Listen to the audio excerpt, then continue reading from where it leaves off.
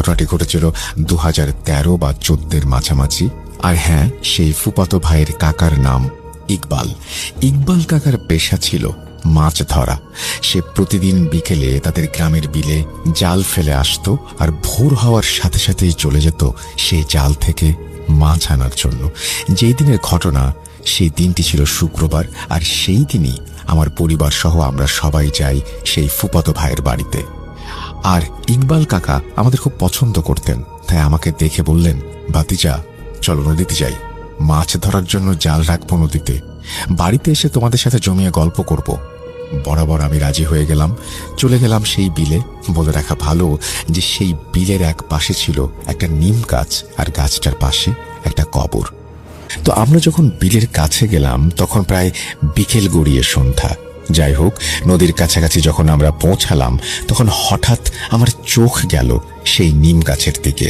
সেদিকে চোখ পড়তেই দেখতে পেলাম নিম গাছের নিচে বলের মতো 5 থেকে 7টা কি যেন পড়ে আছে। আমি ইকবাল কাকাকে বললাম, কাকা দেখো তো, গাছের নিচে বলের মতো কি যেন পড়ে আছে। সে দেখে বলল, চলো গিয়ে দেখি ওগুলো কি। যখন গাছটার কাছে গেলাম, গিয়ে দেখি 7টা তরমুজ পড়ে আছে। অবাক করা বিষয় হলো, গাছটার আশেপাশে না ছিল কোনো কৃষক, না ছিল কোনো মানুষ। আগেই বলেছি, আমরা আস্তে আস্তে প্রায় বিকেল গড়িয়ে সন্ধ্যা হয়ে যায়, সবাই যার যার বাড়িতে চলে গেছে। যাই হোক, আশেপাশে কে ছিল বা ছিল না, ওইদিকে ইকবাল কাকা মন না দিয়ে মহা আনন্দে তিনি মেতে ওঠেন, আর আমায় বলেন, ভাতিজা দেখি বিশাল বিশাল 7টা তরমুজ। আমি খুশিতে মেতে উঠি আর বলি, চলো এগুলো বাসায় নিয়ে যাই। যখন আমি বললাম চলো এগুলো বাসায় নিয়ে যাই, তখন ইকবাল কাকা আমাকে বললেন, ভাতিজা চলো আগে একটা ভেঙে খেয়ে নেই, তারপর না হয় বাসায় নিয়ে যাব। ইকবাল কাকা একটা তরমুজ ভাঙলেন আর আমায় কিছু অংশ দিলেন খেতে।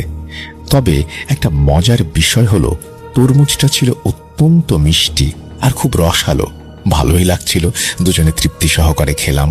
আর সেই সঙ্গে কখন যে সন্ধ্যা গড়িয়ে রাত হয়ে গেছে একবারের জন্যও মনে নেই আমাদের। আর যেহেতু আমি অতটা বড় ছিলাম না, তাই ভয়ে ভয়ে কাঁপা কাঁপা স্বরে কান্নারত অবস্থায় বলতে লাগলাম, ইকবাল কাকা চলো বাড়িতে যাই, আমার খুব ভয় লাগছে। আমার এমন কান্না দেখে ইকবাল কাকা অভ্যস্ত। হাসতে হাসতে বললেন, আরে এত বড় ছেলে ভয় পায়, ভয় পাওয়ার কিছু নেই, আমি তো আছি। এই বলে তিনি নৌকা থেকে একটা বড় বস্তা নিয়ে আসলেন, আর সেই বস্তায় করে বাকি 6টা তরমুজ নিয়ে আমরা রওনা দিলাম বাড়ির উদ্দেশ্যে। যাই হোক, যখন আমরা বাড়িতে গিয়ে পৌঁছালাম তখন প্রায় রাতের খাবারের সময় হয়ে গিয়েছে। আমি চলে গেলাম খাওয়া দাওয়া করতে, আর ইকবাল কাকাও চলে গেলেন তার ঘরে। এতটুকু পর্যন্ত সবকিছু ঠিকঠাকই ছিল, এর মাঝে কোনো রকমের কোনো সমস্যা হয়নি। একটা সময় আমরা সবাই খাওয়া দাওয়া শেষ করে বাড়ির উঠোনে এসে বসলাম গল্প করার জন্য। তখন ইকবাল কাকাও বসে আছেন আমাদের মাঝে। ইকবাল কাকা পরীদের নিয়ে গল্প বলতে লাগলেন, আর আমি খুব মনোযোগ দিয়ে তার গল্পগুলো শুনতে লাগলাম আর চলে যেতে লাগলাম গল্পের রাজ্যে। ঠিক এমন সময় আমার ফুপাতো ভাই একটা তেলের পিঠা খেতে খেতে এসে বলল, কাকা মামানি আর মা পিঠা বানাচ্ছে, তোমায় বলেছে পিঠা খাওয়ার জন্য। হ্যাঁ, তখন আমার মা, আমার কাকি এবং আমার ফুপু পিঠা বানাচ্ছিল। যাই হোক, আমরা তখন ইকবাল কাকাকে বলতে লাগলাম, কাকা গল্প শেষ না করে কিন্তু যাওয়া যাবে না, আগে গল্প শেষ করো, তারপর পিঠা খেতে যাবে। যখন সবাই এমনভাবে বলতে লাগলাম তখন আমি একটা বিষয় খেয়াল করলাম যে আমরা এতগুলো মানুষ ইকবাল কাকাকে এতক্ষণ ধরে যা যা বলছিলাম সে কিছুই মন দিয়ে শোনেনি, কারণ তার নজর ছিল আমার ফুপাতো ভাইয়ের হাতের পিঠার দিকে। যখন আমি দেখছি আমার কথায় তিনি কোনো সাড়া শব্দ করছেন না, তখন আমি হাঁটু ধরে বললাম, কাকা পিঠা খেতে পারবে, আগে আমাকে গল্প শোনাও। তখন সে আমার দিকে রাগান্বিতভাবে তাকিয়ে বলল, আগে পিঠা খাবো তারপর গল্প বলবো। যখন সে আমার দিকে তাকালো, এমনভাবে তাকালো তার চোখগুলো যেন আগুনের মতো জল করছিল এবং তার মুখ থেকে তরল জাতীয় পানি পড়ছিল। ইকবাল কাকাকে এমন অবস্থায় দেখে বাকি সবাই সহ আমরা চিৎকার দিয়ে উঠলাম এবং যে যার ঘরে চলে গেলাম। আমি আগেই বলেছিলাম মোটামুটি বোঝার বয়স ছিল তখন। আমি ইকবাল কাকার হঠাৎ এমন পরিবর্তন দেখে আমার মাকে সবকিছু বলতে যাব, ঠিক তখনই আমার ফুপা বাজার থেকে আসলেন আর বললেন, এদিকে আসো, তোমাদের জন্য বাজার থেকে কি কি নিয়ে এসেছি দেখো। তখন আমি ফুপার কাছে চলে যাই আর ভুলেই যাই কিছুক্ষণ আগে কি ঘটেছিল। যাই হোক, এর পরের ঘটনা বলছেন আমার মা। যখন ইকবাল কাকা আমাদের কাছ থেকে রান্নাঘরে যান পিঠা খাওয়ার জন্য, তখন তিনি স্বাভাবিকই ছিলেন। রান্নাঘরে গিয়ে আমার কাকিকে বললেন, ভাবি পিঠা দেন, পিঠা খাবো। তখন কাকি বলেন, ভাই একটু অপেক্ষা করেন, গরম গরম পিঠা দিচ্ছি। তখন কাকা কাকির দিকে ভ্রু কুঁচকে তাকিয়ে বললেন, অপেক্ষা করতে পারবো না, আমাকে এখনই পিঠা দিতে হবে, এখনই লাগবে।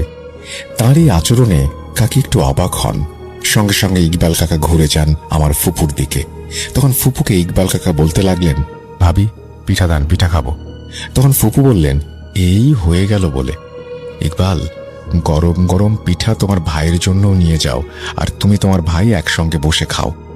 এটা শুনেই ইকবাল কাকা রাগান্বিত স্বরে বলে উঠলেন, কাউকে দিতে পারবো না, সব পিঠা আমি নিজে খাবো। এই বলেই আমার মার দিকে গেলেন এবং গড়গড় করে বলতে লাগলেন, ভাবি পিঠা দেন, পিঠা খাবো। যদিও আমার মা প্রথম থেকেই তার এই ধরনের আচরণ লক্ষ্য করছিলেন, তাই বেশি কথা না বাড়িয়ে আগে বানানোর পিঠার বোলটা তার সামনে দিয়ে দিলেন। পিঠার বোলটা হাতে পাবার সঙ্গে সঙ্গে ইকবাল কাকার মুখটা যেন হাসিতে উজ্জ্বল হয়ে উঠল।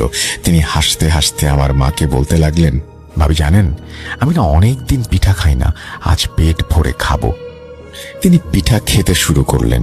এদিকে আমার কাকি আর ফুপু তো পুরোই অবাক। যাই হোক, সবাই ভয়ে ভয়ে পিঠা বানাচ্ছে, কেউ কারোর সাথে কোনো কথা বলছে না। হঠাৎ ইকবাল কাকা কান্নারত অবস্থায় বলে উঠলেন, ভাবি জানেন, ওরাও না অনেক দিন পিঠা খায় না, দেখেন দেখেন কিভাবে তাকিয়ে আছে। এই বলেই ইকবাল কাকা আবার কান্না শুরু করলেন আর বলতে লাগলেন, ভাবি তাদের পিঠা দিলে আমার আবার কম হয়ে যাবে, আর যদি না দেই তাহলে সর্দারের কাছে বিচার দেবে। কি করি বলুন তো, কি একটা মুশকিল। ইকবাল কাকার এই অবস্থা দেখে আমার কাকি রান্নাঘরেই সেন্সলেস হয়ে যান এবং আমার ফুপু আর মা সাথে সাথে রান্নাঘর থেকে বের হয়ে ঘরে চলে যান এবং আমার ফুপাকে সবকিছু বুঝিয়ে বলেন। ফুপা সহ সবাই আবার রান্নাঘরে যায়। তখন দেখে আমার কাকি মাটিতে পড়ে আছে আর ইকবাল কাকাকে কোথাও দেখা যাচ্ছে না। তখন সাথে সাথেই আমার কাকিকে ঘরে নিয়ে যাওয়া হয় এবং সারা বাড়ি তন্ন তন্ন করে ইকবাল কাকাকে খোঁজা হয়, কিন্তু কোথাও তার সন্ধান মেলে না। তখন সবাই বাড়ির আশেপাশে তাকে খুঁজতে বের হয় এবং এলাকার সব মসজিদে মসজিদে অ্যানাউন্সমেন্ট করে দেয়া হয়। যখন পুরো এলাকা জুড়ে তাকে কোথাও পাওয়া যায় না, তখন আমার ফুপা সহ বাকি সবাই বলে, এখন আর খুঁজে লাভ নেই, দিনের বেলা সবাই মিলে খুঁজতে হবে। যখন সবাই বাড়ি পৌঁছায় তখন প্রায় মধ্যরাত, সবাই চিন্তামগ্ন। ঠিক তখনই বাড়ির পাশের পুকুর থেকে একটা শব্দ আসে। শব্দ শুনে যখন আমার ফুপা পুকুরের দিকে যান, ঠিক তখন দেখতে পান এক লোমহর্ষক দৃশ্য। ফুপা দেখেন কালো একটা ছায়া ইকবাল কাকাকে একবার পানিতে ফেলছে আর একবার পানি থেকে হ্যাঁচকা টান মেরে তুলছে। এমন লোমহর্ষক দৃশ্য দেখে আমার ফুপা চিৎকার দিয়ে ওখানেই সেন্সলেস হয়ে যান। তার চিৎকার শুনে বাকি সবাই গিয়ে দেখে আমার ফুপা পুকুরের পাড়ে সেন্সলেস অবস্থায় পড়ে আছেন এবং ইকবাল কাকার মাথা পুকুরের পানির নিচে আর পা দুটো পানির ওপরে, এইভাবে সে পুকুরে পড়ে আছে। সাথে সাথে ইকবাল কাকার বড় ভাই সহ আরো দুজন ইকবাল কাকাকে পানি থেকে এবং আমার ফুপাকে পাড় থেকে বাড়ির উঠোনে নিয়ে আসেন। যখন আমার ফুপার জ্ঞান ফেরে তখন তার কাছ থেকে সব ঘটনা জানা যায়। পুকুরের পাড়ে তিনি কি হয়েছিল বলেন।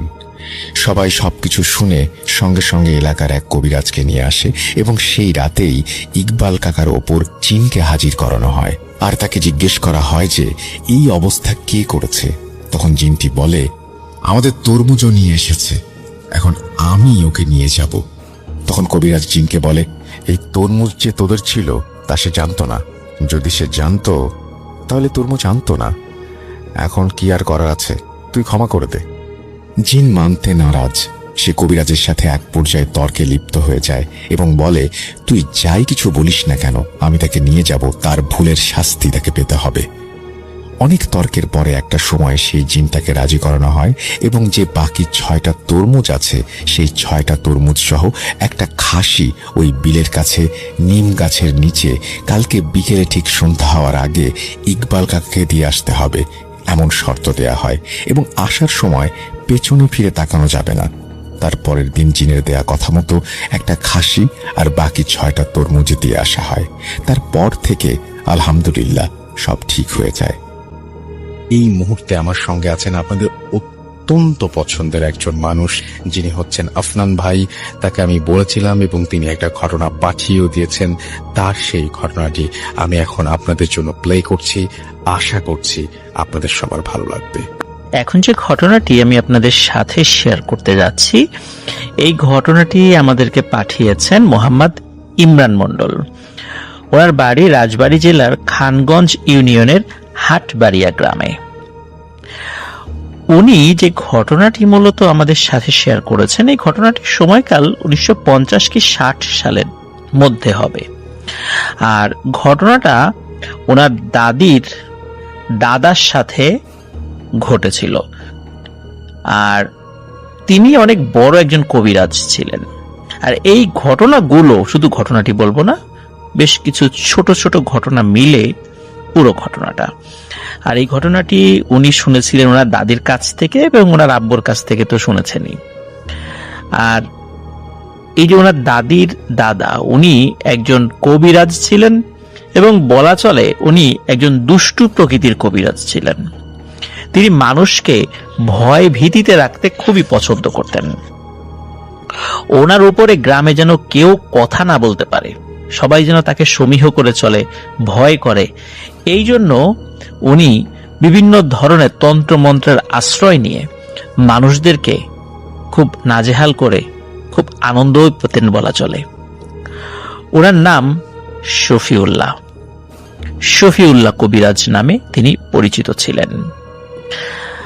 আর ওনার বাড়ি ছিল এখন এই ইমরান মণ্ডলদের যেই বাড়িটা বর্তমানে, সেখান থেকে 2 মিনিটের দূরত্ব পায়ে হেঁটে, মানে এখনকার অবস্থানে। যদিও সেখানে ওই কবিরাজের বর্তমানে তার বংশধররা সেখানে রয়েছেন আর কি। তো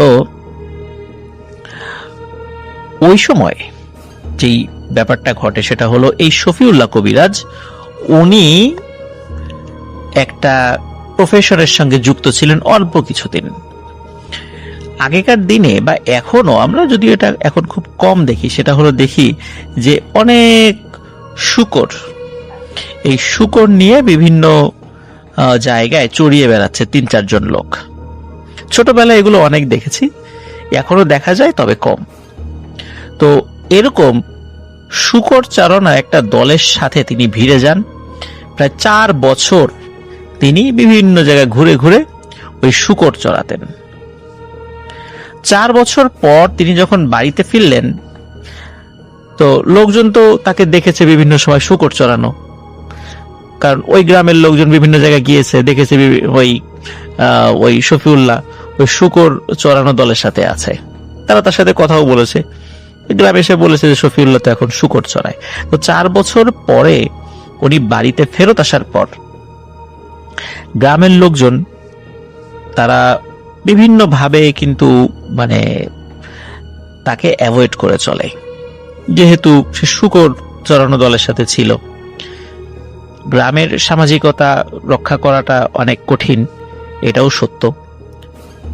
কারণ ছোট থেকে ছোট বিষয় গ্রামের লোকজন সালিশ বিচার করে অনেককেই একঘরে করে দেয় বলে আমরা বিভিন্ন সময় শুনেছি। যেই প্রচলনটা এখনো আছে, তবে এখন অনেকটা কমে গেছে আর কি। তো যদি কাউকে একঘরে করে দেয়া হতো, তখন কেউ তার সাথে কথা বলতো না, কোনো লেনদেন করতো না, তার কাছে কোনো খাবার দাবার বিক্রি করতো না, এরকম হতো। তো যাই হোক, এই শফিউল্লাহর সাথে অনেকটা ওইরকমই হয়েছিল। একঘরে করার ব্যাপারটা ওইরকম না, কিন্তু তাকে অনেকেই এড়িয়ে চলতো। আর এই কারণে গ্রামের মানুষের উপর তার কিন্তু বেশ ক্ষোভ সৃষ্টি হয়। উনি এই শূকর চড়ানোর এই সময়ে কোনো না কোনো ভাবে কারো কাছ থেকে ব্ল্যাক ম্যাজিক শিখেছিলেন। বিভিন্ন ধরনের তন্ত্রে মন্ত্রে তিনি দীক্ষা অর্জন করেছিলেন। তো গ্রামের লোকজন যখন তাকে অ্যাভয়েড করা শুরু করলো, হেয় প্রতিপন্ন করা শুরু করলো, তিনিও চিন্তা করলেন এদেরকে শিক্ষা না দিতে পারলে হবে না। তো উনি আসলে একটু বেশি দুষ্টু প্রকৃতির ছিলেন। সেটা হলো, ধরুন কোনো গ্রামে বিয়ে হচ্ছে, বিশেষ করে ওই গ্রামের কথাই বলি, কোন একটা বাড়িতে বিয়ে হচ্ছে, তো উনি খবর নিতেন যে কোন এলাকায় বিয়ে ঠিক হয়েছে। যখন বর পক্ষ আসতো, স্পেশালি মানে কোন ওই গ্রামের কোন মেয়ের বিয়েতে ওই বর পক্ষের লোকজন যখন আসতো, তখন ওই শফিউল্লাহ তার তন্ত্রমন্ত্রের মাধ্যমে বশীভূত করা জিনদেরকে চালান করে দিত ওই বর পক্ষের উপরে। ওই বর পক্ষের উপরে গিয়ে ওই জিনরা অ্যাটাক করত, যার ফলে ওই বরপক্ষ পালিয়ে যেত, ওই মেয়েটার বিয়ে ভেঙে যেত। ওই মেয়েটার যেহেতু বিয়ে ভেঙে যেত, তখন গ্রামে কথা রটে যেত যে এই মেয়েটা অপায়া, তার বিয়ে ভেঙে গেছে, তার আবার নতুন করে বিয়ে হতে অনেক বেগ পেতে হতো। তো এভাবে শফিউল্লাহ বিভিন্ন ভাবে এই বিয়ে ভাঙত। তারপরে যেটা হতো সেটা হলো, সে যখন রাস্তা দিয়ে হেঁটে যাচ্ছে, দেখলো একটা গাছে অনেক কাঁঠাল ধরেছে বা অনেক আম ধরেছে, সে ওই গাছ দেখতো এবং দেখার পর পর ওই গাছের উপর বান মেরে দিত। তারপর রাস্তায় একটা ছাগল রয়েছে, মুরগি রয়েছে, গরু রয়েছে, এগুলোর উপর বান মেরে দিত। গ্রামের লোকজন যখন বুঝতে পারলো এই সবগুলোই শফিউল্লাহর কাজ, তখন তাকে সবাই ভয় পাওয়া শুরু করলো। এখন তাকে কি করা যায়? তার সাথে কথা বলার একটা সময় তো তাকে এড়িয়ে চলতো, এখন কেউ তার সাথে কথা বলারই সাহস করে না, সবাই তাকে সমীহ করে চলে। এটাই চাচ্ছিল শফিউল্লাহ। সে তখন এক্সট্রা কদর পেত।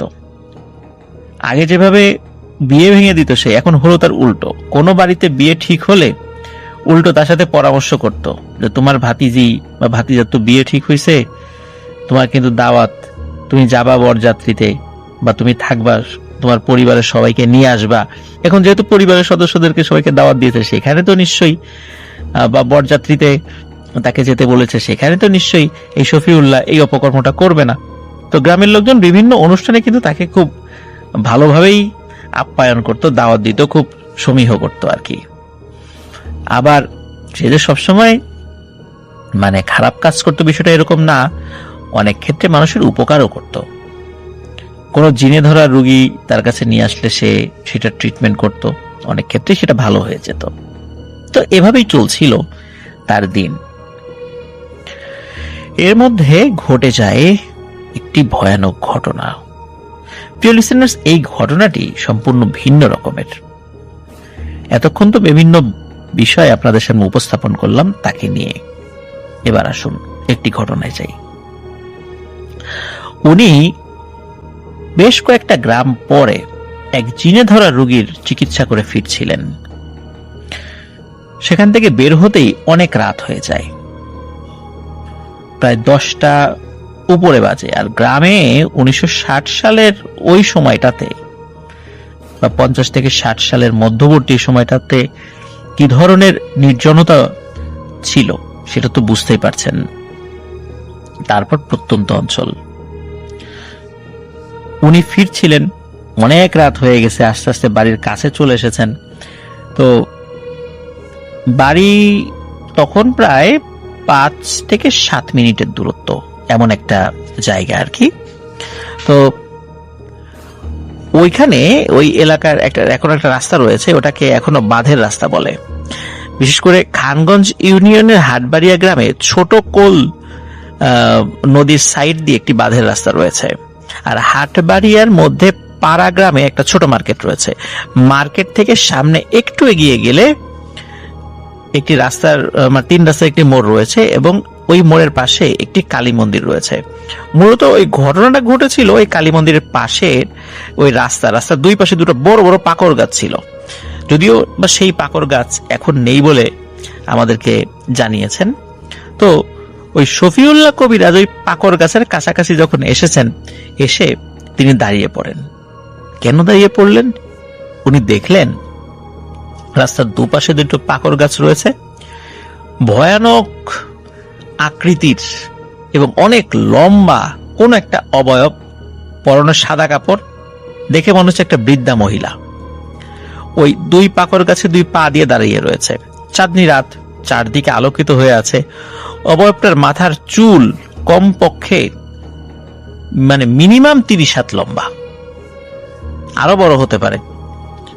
তো শফিউল্লাহ তো খুব ভালো একজন কবিরাজ ছিলেন, তো উনি তো এগুলো দেখে আসলে ভয় পাওয়ার লোক নন।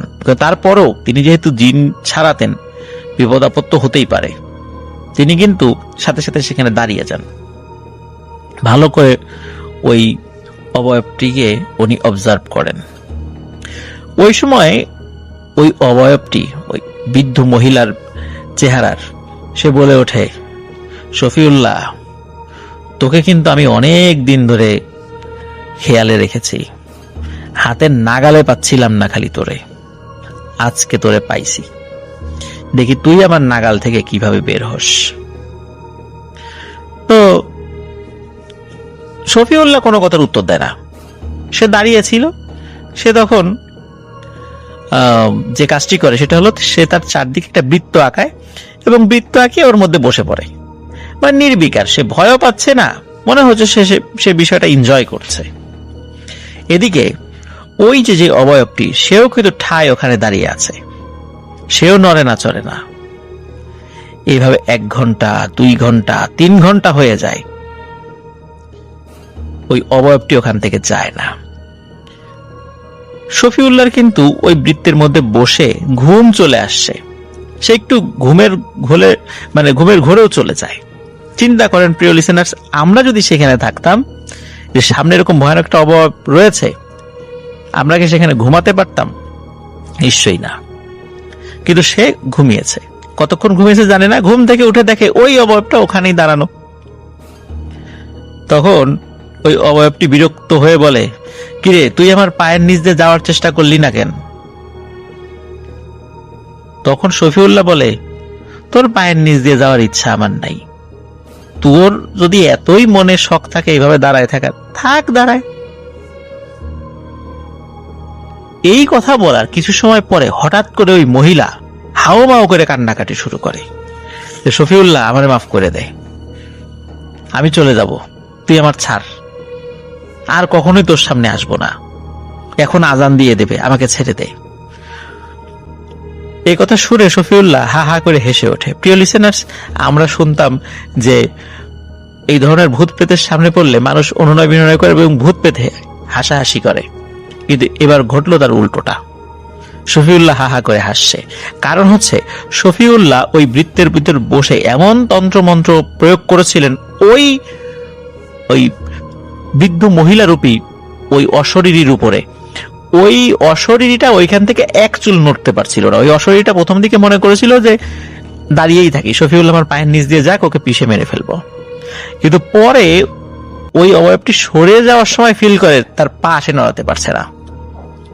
এদিকে ফজরের আজানের সময় হয়ে যাচ্ছিল, ওই অবয়বটি বলছে যে ফজরের আজান দিয়ে দিবে, আমাকে ছেড়ে দে, এখনই লোকজন চলে আসবে, সকাল হয়ে যাবে, আমাকে ছাড়, আজান দিলে আমি তো এখানে থাকতে পারবো না, সবাই আমাকে দেখে ফেললে আমি মরে যাব, আমাকে ছাড়। শেষ পর্যন্ত শফিউল্লাহ রাজি হয় যখন ওই অবয়বটি তাকে বলে যে তুই যদি আমাকে ছেড়ে দিস, আমি আমার কয়েকটা চুল তোকে দেব, এটা দিয়ে তুই অনেক কাজ করতে পারবি। তারপর হলো শফিউল্লাহ রাজি হয়েছিল। ওই অবয়বটি তাকে বেশ কয়েকটি চুল দিয়ে যায়, এর প্রত্যেকটা চুলই প্রায় 30 হাতের উপরে লম্বা ছিল। আর এই জিনিসগুলো দিয়ে সে বিভিন্ন ধরনের কাজ করেছিল, যার ফলে আরো ভয়ানক কিছু জিনকে সে তার আয়ত্তে রাখতে পেরেছিল। আর আমাদেরকে যিনি ঘটনা পাঠিয়েছেন, উনি নিজে বলেছেন যে তার বাবা এই চুল দেখেছে, অনেক লম্বা চুল। তো যাই হোক, এখন সে তো ওই তন্ত্রমন্ত্র থেকে ওই অবয়বটিকে বের করে দেয়, সেও চলে যায়। তারপরে শফিউল্লাহ বাড়িতে চলে আসে। এর কয়েকদিন পর ঘটে একটি মর্মান্তিক ঘটনা। শফিউল্লাহ কোনো কাজ একটা আটকে গিয়েছিল আশেপাশে কোথাও, কাজ সেরে বাড়ির দিকে আসছে। হঠাৎ করে সে খেয়াল করে তার বাড়ির একদম বাইরে 2টা গাছ রয়েছে, 2টো গাছে কি যেন ঝুলছে। তিনি কাছে গিয়ে যেটা দেখতে পান, সেটা দেখে তিনি চিৎকার করে ওঠেন। না প্রিয় লিসেনার্স, তিনি ভয়ে চিৎকার করেননি, তিনি হাউমাউ করে কান্নাকাটি শুরু করেন। কারণ ওই গাছে যেই দুটো জিনিস ঝুলছিল সেটা তার ছেলের শরীরের দুটি অংশ। তার সাথে থাকা জিনরা তাকে বলে যে কোন পিশাচ শ্রেণীর জিন যাকে শফিউল্লাহ ছাড়িয়েছিল, সেই জিন সুযোগ বুঝে তার ছেলেকে 2 পা ধরে এক হেঁচকা টানে মাঝখান থেকে ছিঁড়ে 2 ভাগ করে ফেলেছে এবং সেই একটা অংশ এক গাছে আর একটা অংশ আর এক গাছে ঝুলিয়ে রেখেছে। তো ওনার 3 ছেলে ছিল, তার ভিতরে এক ছেলে মারা যায়। এরপর থেকে 2 ছেলেকে উনি খুব খেয়ালে রাখতেন, খুব আদরে রাখতেন, যত্নে রাখতেন এবং খুব খেয়ালে রাখতেন যাতে করে কোনো ধরনের কোনো ক্ষয়ক্ষতি তার না হয়। ইমরান মন্ডল, যিনি আমাদেরকে এই ঘটনা পাঠিয়েছেন, তিনি বলেছিলেন যে তিনি এতটাই শক্তিশালী একজন কবিরাজ ছিলেন যে তার অধীনে থাকা শক্তিশালী জিনদেরকে দিয়ে তিনি রাতারাতি 20% জমির উপর নাকি একটি পুকুর খনন করে নিয়েছিলেন। এবং ইমরান মন্ডল ভাই বলছেন যে সেই পুকুর তিনি নিজের চোখে দেখেছেন এবং ছোট থাকতে নাকি সেখানে গোসলও করেছেন। আর ওনার যে গাছগুলো, ফলের গাছগুলো ছিল, সেগুলো তিনি নিজের আয়ত্তে রাখতেন, কেউ সেই ফলের গায়ে হাত দিতে পারত না তার কাছে অনুমতি ছাড়া। তো একটি ঘটনা প্রচলিত আছে যে তার একটা কাঁঠাল গাছ, ওই কাঁঠাল গাছের কাঁঠাল খুব মিষ্টি। তো এলাকার কয়েকটা ছেলে তারা চিন্তা করেছে যে এই শফিউল্লাহর এই কাঁঠাল গাছের কাঁঠাল চুরি করব।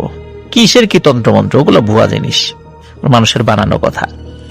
তো ওই চিন্তা করে এক গ্রুপ আসে, তাদের মধ্যে একজন যিনি সাহসী, সে একটা কাঁঠালে হাত দিয়েছে মাত্র, দেওয়ার সাথে সাথে সে ওইভাবেই রয়ে গেছে। মনে হচ্ছে যে কোনো ব্যক্তি কারেন্টের শক খেলে যেভাবে কারেন্ট ধরে দাঁড়িয়ে থাকে ওইভাবে সে দাঁড়িয়ে আছে। এই অবস্থা দেখে তার সাথে থাকা লোকজন প্রচন্ড ভয় পায়, বুঝতে পারে যে বিপদে পড়ে গেছে। তখন তারা ওইখান থেকে চলে যায় এবং তারা তাদের বাড়িতে গিয়ে বলে যে তারা এরকম একটা অন্যায় করতে গিয়েছিল, সেখানে তাদের এক বন্ধুর এই অবস্থা হয়েছে। তো সবাই সেখানে চলে আসে, আত্মীয় স্বজনরা চলে আসে। আসার পরে শফিউল্লাহকে ডাকা হয়। শফিউল্লাহ বলে এটা ওর শাস্তি, সকাল পর্যন্ত এভাবে থাকবে, সকাল হলে একে আমি ওর বাবা মার কাছে তুলে দেব। সেটা করা হয় অবশ্য। এরপর আরো একটি অপকর্ম সে করত, সেটা হলো ওই এলাকায় যদি কোনো নতুন বউ আসতো, সেই নতুন বউয়ের উপর জিন চালান করে দিত। জিন চালান করে দিলে সেই জিন তাকে খুব বিরক্ত করত। এই সমস্যা সমাধানের জন্য আবার শফিউল্লাহর কাছে আসতো। শফিউল্লাহ মোটা অঙ্কের একটা অ্যামাউন্ট দাবি করত এবং সেই টাকা নেয়ার পর ওই জিনকে আবার তার কাছ থেকে ছাড়িয়ে নিয়ে আসতো। এইভাবে অনেক উৎপাত সে করেছে। যাই হোক, আর এই ইমরান মন্ডল ভাইয়ের বাবা তিনি এই শফিউল্লাহকে খুব অপছন্দ করতেন তার বিভিন্ন এই ধরনের কাজের কারণে। আর তার বাবা তো এই চুল নিজের চোখে দেখেছিলেন এবং নিজের হাতে নাকি পরবর্তীতে এই চুল উনি পুড়িয়ে ফেলেছিলেন। তো যাই হোক প্রিয় লিসেনার্স, একজন তান্ত্রিকের গল্প বা একজন কবিরাজের গল্প। কবিরাজ এবং তান্ত্রিকের ভিতরে পার্থক্য রয়েছে। তান্ত্রিক তন্ত্রমন্ত্র প্র্যাকটিস করেন, কবিরাজ আবার গাছ গাছের চিকিৎসা করেন। আবার যারা এরকম তন্ত্রমন্ত্রের প্র্যাকটিস করেন তাদেরকেও কবিরাজ বলা হয়। অসংখ্য ধন্যবাদ আমাদের ইমরান মন্ডল ভাইকে চমৎকার একটি ঘটনা আমাদের সাথে শেয়ার করার জন্য। প্রিয় লিসেনার্স, এই টাইপের ঘটনা কিন্তু আপনারা মুরব্বীদের মুখে শুনে থাকবেন যে এই যে গাছে হাত দিলে সে সেখানে দাঁড়িয়ে থাকতো। এই ধরনের ঘটনা কিন্তু আমি নিজেও শুনেছি, আছে এবং অনেকেই নিজের চোখে দেখেছে। সুতরাং এই বিষয়টি সত্য। তবে এই ঘটনার একটি জায়গায় আমার কাছে খুবই অদ্ভুত লেগেছে। সেটি হলো ওই যে একটা পিশাচ শ্রেণীর মহিলা জিন যে দুটো পাকড় গাছে পা দিয়ে দাঁড়িয়েছিল, মনে করেছিল ওখানে শফিউল্লাহকে সে বাগে পেয়ে কুপকাত করে ফেলবে, কিন্তু হয় তার উল্টোটা। সে নিজেই সেখানে আটকে যায়। ফজরের আজানের সময় হয়ে যায় কিন্তু সে সেখান থেকে যেতে পারছে না। ফলশ্রুতিতে কান্নাকাটি জুড়ে দেয় এবং বের হওয়ার জন্য সে নিজের এক গোছা চুল শফিউল্লাহকে দেয়, যেটা দিয়ে শফিউল্লাহ আরো বড় তান্ত্রিক হয়ে উঠেছিল। তো তো প্রিয় লিসেনার্স, আশা করছি আমাদের এই ঘটনাটি আপনাদের ভালো লেগেছে। আমি চলে যাচ্ছি বকুলের শেয়ার করা ঘটনায়। বকুল তখন এসএসসি পরীক্ষা দিয়েছে এবং বকুলের বেশ সুন্দর একটা সময় কাটছে, ফ্রি টাইম। সে তার চাচাতো ভাই সবার সাথে মানে সময় কাটাচ্ছিল আড্ডা দিয়ে, এবং বেশ ভালোই কাটছিল। বিকেলবেলা গিয়ে সে ওখানে ফুটবল খেলে, তাদের ওখানে মাঠ আছে, মাঠে ফুটবল খেলে। সন্ধ্যার সময় সে তার বন্ধুদের সাথে গল্প গুজব করে, আবার চলে আসে। তার চাচার একটা দোকান ছিল, দোকানটা খুব সুন্দর একটা জায়গায়, মানে 3 রাস্তার মোড়ে, মানে রাস্তার ডানে এদিক দিয়ে চলে গেছে সোজা, আর ডান দিক দিয়ে চলে গেছে, মানে এটা 3 রাস্তার মোড়। এবং সেখানে একটা গাছ আছে বড়, সে গাছের নিচে হচ্ছে বকুলের কাকার দোকান। এবং সেখান থেকে খুব কাছাকাছি কিন্তু বেশ নদী, ওখানে নদী আছে, এবং আরো সামনে চলে গেলে কবরস্থান আছে। তো এই বকুলের চাচার দোকানে অনেক মানুষ গ্রামের থামতো, ওখানে চা খেত এবং অনেক কিছু সেখানে পাওয়া যেত আর কি, এবং গ্রামের অনেক মানুষ এখানে আসতো আর কি। তো বকুল এই ঘুরে ফিরে শেষ পর্যন্ত বাসায় ফেরার আগে কাকার দোকানে যেত, গিয়ে সে একটা আড্ডা দিত চাচার সাথে। অনেক সময় চাচাতো ভাই থাকতো, তাদের সাথে আড্ডা দিত, দিয়ে তারপরে বাসা আসতো। তো খুব ভালোই তার সময় কাটতেছে বকুলের। তো ওই সময় একদিনের কথা, সেই দিন বৃষ্টি হচ্ছে, হালকা হালকা ঝিরিঝিরি বৃষ্টি হচ্ছে। বকুল সারাদিন বাসায় থাকতে থাকতে বেশ বোর্ড হয়ে গেছে, কিন্তু কিছু করার নাই। তো বিকেলের দিকে সে বেরোলো, তখন বৃষ্টিটা, ওই ঝিরঝিরি বৃষ্টিটাই একটু কমে আসছে, শুধু আকাশ মেঘলা, আবহাওয়াটা থম মেরে আছে।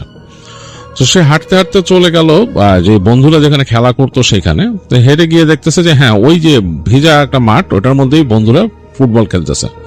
তো বকুল চিন্তা করলো, নেমে যাই, খেলি ওদের সাথে, কি আছে জীবনে, কাদাটাতে একটু লাগলে লাগুক, কি অবস্থা।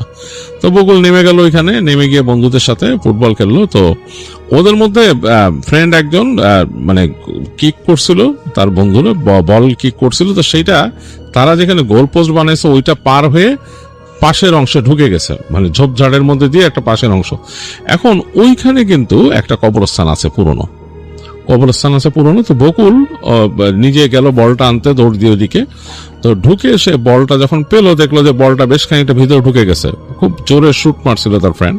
তো যে এখন ঢুকছে, তো বলটা নিতে যে সে দেখতেছে যে কবর কয়েকটা এরকম রাখা, এবং কবরগুলো দেখে তার কাছে জানি কেমন জানি ওই দিন গাটা কেমন যেন ঝিমঝিম করে উঠছে, সামথিং, মানে সেটা এক্সপ্লেইন করতে পারে না, ঝিমঝিম করছে, তার মাথার মধ্যে কেমন ঝিনঝিন লাগতেছিল। আর তার কাছে কেন জানি মনে হচ্ছিল তার দিকে কেউ তাকায় আছে ওই জায়গা দিয়ে, মানে পাশ দিয়ে বাঁশঝাড় হচ্ছে, তো মনে হচ্ছে বাঁশঝাড় থেকে কেউ তাকায় আছে। আর কেমন জানি একটা মানে থুম ধরা ওয়েদার, মানে বৃষ্টি হয়ে গেছে, কেমন একটা অবস্থা। বকুল যে বলটা নিয়ে বাইরে আসে, আসার পরে তারা কিছুক্ষণ খেলে, কিন্তু বকুলের কাছে খুব একটা ভালো লাগতেছিল না। এর মধ্যে মাগরিবের আজান পড়ে যায়, সন্ধ্যা হয়েছে, তো বাসায় চলে আসবে বকুল। হেঁটে হেঁটে দুইটা বন্ধুর সাথে গল্প করতে করতে রাস্তায় উঠে, রাস্তা কিন্তু অন্ধকার, যেহেতু গ্রামের রাস্তা, কোনো ল্যাম্প পোস্ট নাই। তো বন্ধুর সাথে গল্প করে সে রওনা দেয়। তো চাচার দোকানে থামবে কিনা চিন্তা করতেছিল। তো এই গা ভিজে গেছে, একটু অস্বস্তি লাগতেছে। তো হাঁটতে হাঁটতে সে চাচার দোকানে চলে আসে, এসে দেখে তার চাচা বসে আছে। তো আসলে বলে, এই তুই আইসুস, কোত্থেকে আইসুস? যে এরকম, তো ভিজা কেন? এই ফুটবল খেলছি, এই সেই। তুই দাঁড়া, আমার কাজ আছে ঘরে, তুই একটু থাক, দোকানে খারাপ, আমি আইতেছি, এই 10-15 মিনিটের মধ্যে আমি আইতেছি, থাক, তুই দেখ এখানে কেউ আসলে কিছু দিস। তো বকুলকে তিনি বসায় দেন দোকানের মধ্যে। বকুল ভিজা, কোনো মতে গামছা দিয়ে গা, ওখানে একটা গামছা ছিল, গামছা দিয়ে গা মুছে দোকানের মধ্যে ওইখানে সে বসে ক্যাশের ভিতরে। অস্বস্তি লাগতেছে, দোকানে কেউ নাই, একাই সে। তো সে নিজেই ওখানে চা হচ্ছিল, চা ঢেলে নিজে বানায়, নিজে খাইলো। তো চাচা মাঝে মাঝে তাকে এরকম রাখতো আর কি, মানে কোনো দরকার পড়লে, নিজেদের পারিবারিক দোকানই তো, বলতো যে দেখতে। বকুল ওই চা খাচ্ছে আর বসে আছে একলা একলা, কোনো কিছু করার নাই। তো দেখতেছে বাইরে, তো বৃষ্টি আবার ছিটছিট পড়া শুরু করছে বাইরে, আবার ঝিরিঝিরি বৃষ্টি পড়া শুরু করছে। তো চিন্তা করলো যাবে কেমনে বাসায়। বাসায় যেতে গেলে চাচার দোকানের ওই যে ছাতি আছে, ছাতি নিয়ে যাবে এই চিন্তা করতেছে। এই চিন্তা করতে করতেই ধুপ করে ইলেকট্রিসিটি চলে গেল, চারিদিক অন্ধকার, এমনি তো অন্ধকার, আরো অন্ধকার হয়ে গেল, মানে একেবারে, মানে তার দোকানটাই অন্ধকার হয়ে গেছে, আর সামনে তো মানে বিশাল অবস্থা। তো সে চার্জ লাইট ছিল, চার্জ লাইটটা জ্বালায় বসে আছে। তো খানিকক্ষণ পর বকুল দেখতেছে যে কেউ যাওয়া আসা করতেছে না ওদিক দিয়ে, মানে পুরা রাস্তা কিন্তু খালি। অনেক সময় ওই দিক দিয়ে দেখা যাচ্ছে ওই যে যায়, ব্যাটারি চালিত গাড়ি যায়, কিছু যাচ্ছে না। তো বসে আছে, হঠাৎ দেখতেছে ওখান থেকে মনে হচ্ছে যে একটা মানে ইসের মতো আসতেছে, কয়েকজন মানুষ একসাথে, মানে অনেকটা মিছিল করে আসছে যে সেরকম কয়েকজন মানুষ। তো বকুল এখান থেকে খেয়াল করে দেখার চেষ্টা করতেছে যে কারা আসতেছে। তো তার দোকানের সামনে যে যখন যাচ্ছে সে দেখতেছে একটা খাটিয়া। তো মানে যেমন মানুষ যেমনই নিয়ে যায়, মৃত মানুষের বডি নিয়ে যায়, সেরকম একটা খাটিয়াতে করে নিয়ে যাচ্ছে এবং একটা কড়া ঘ্রাণ আসছে কেমন জানি আতরের মতো। তো বকুল চিন্তা করলো যে গ্রামের কে মারা গেল, কে যাইতেছে, এরকম চিন্তা করতে করতে সে দেখার চেষ্টা করতেছে মানুষগুলারে কে কে যাচ্ছে। তো এই সময় তার যে চার্জ লাইটটা ছিল সেটা কেমন জানি মনে হলো যে একটু ডিম হয়ে যায়, মানে পেট পেট করে নিভে গেল চার্জ লাইটটা, অন্ধকার হয়ে গেল দোকানের ভিতরে।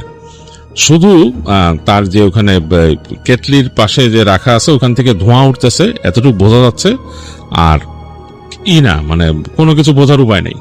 তার যে কেরোসিনের যে স্টোভটা ওইটা মনে হালকা ভাবে জ্বলতেছিল এই ইটার গরম রাখার জন্য, কেটলিটাকে গরম রাখার জন্য, এতটুকুই বোঝা যাচ্ছে।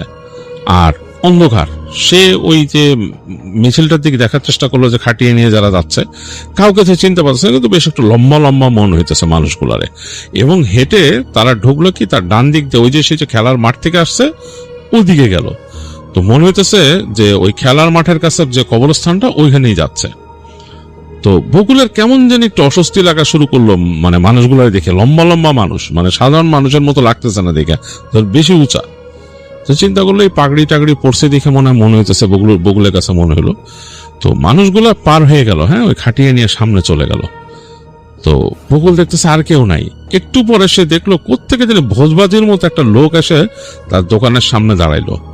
এখন লোকটাকে যে দেখতেছে সাদা রঙের একটা কাপড় পরা, সাদা রঙের কাপড় প্যাচ দিয়ে কেমনে করে জানি পরছে, আর কোনো কাপড় মনে হয় শরীরের মধ্যে নাই, সাদা রঙের কাপড়টাকে প্যাচ দিয়ে পরছে। এবং লোকটার মাথায় লম্বা লম্বা চুলটা মানে বোঝা যাচ্ছে না এটা কি পুরুষ না নারী, কেমন জানি মানে মানে ঠিক ডিফাইন করার মতো না। আর বকুলকে বলল যে দে, কাইতন দে, চুন দে, সুই দে। এখন বকুল থতমত খেয়ে গেছে, তার কণ্ঠটাও কেমন জানি। তো বকুল মানে বোঝার চেষ্টা করতেছে কোথায় কি আছে। তো সে জানে যে তার কাকা কাইতন বিক্রি করে, কাইতন মানে কালো সুতা, এটাও যে তাদের ক্যাশ বাক্সের নিচে থাকতো।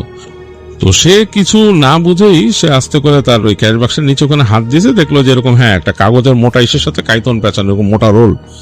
তো সে জিজ্ঞেস করতেছে কত দূর লাগবে, ওই লোকটা জিজ্ঞেস করতেছে কত দূর লাগবো। লোকটা বলছে দে দে। তো তিনি বলছে কত দূর লাগবো, দে 3 গজ দে। তো সে বকুল টেনে টেনে ওই, এবং কণ্ঠটা অন্যরকম, যে চাচ্ছে তার কণ্ঠটাই কেমন জানি পুরুষালীও না নারীর মতো না। তো সে বকুল টেনে টেনে ওরকম 3 গজের মতো, মানে সে একটা হিসাব আছে তাদের ওখানে, বের করে সে কাটছে কাইতন। তারপর সুই দে।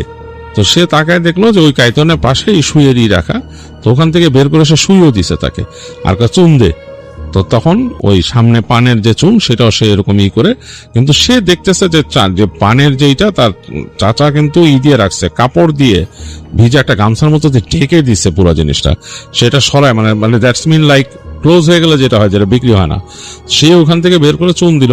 এখন বকুলের কিছু জিনিস জানা নাই, তার কাকা কখন কিভাবে কি বিক্রি করে।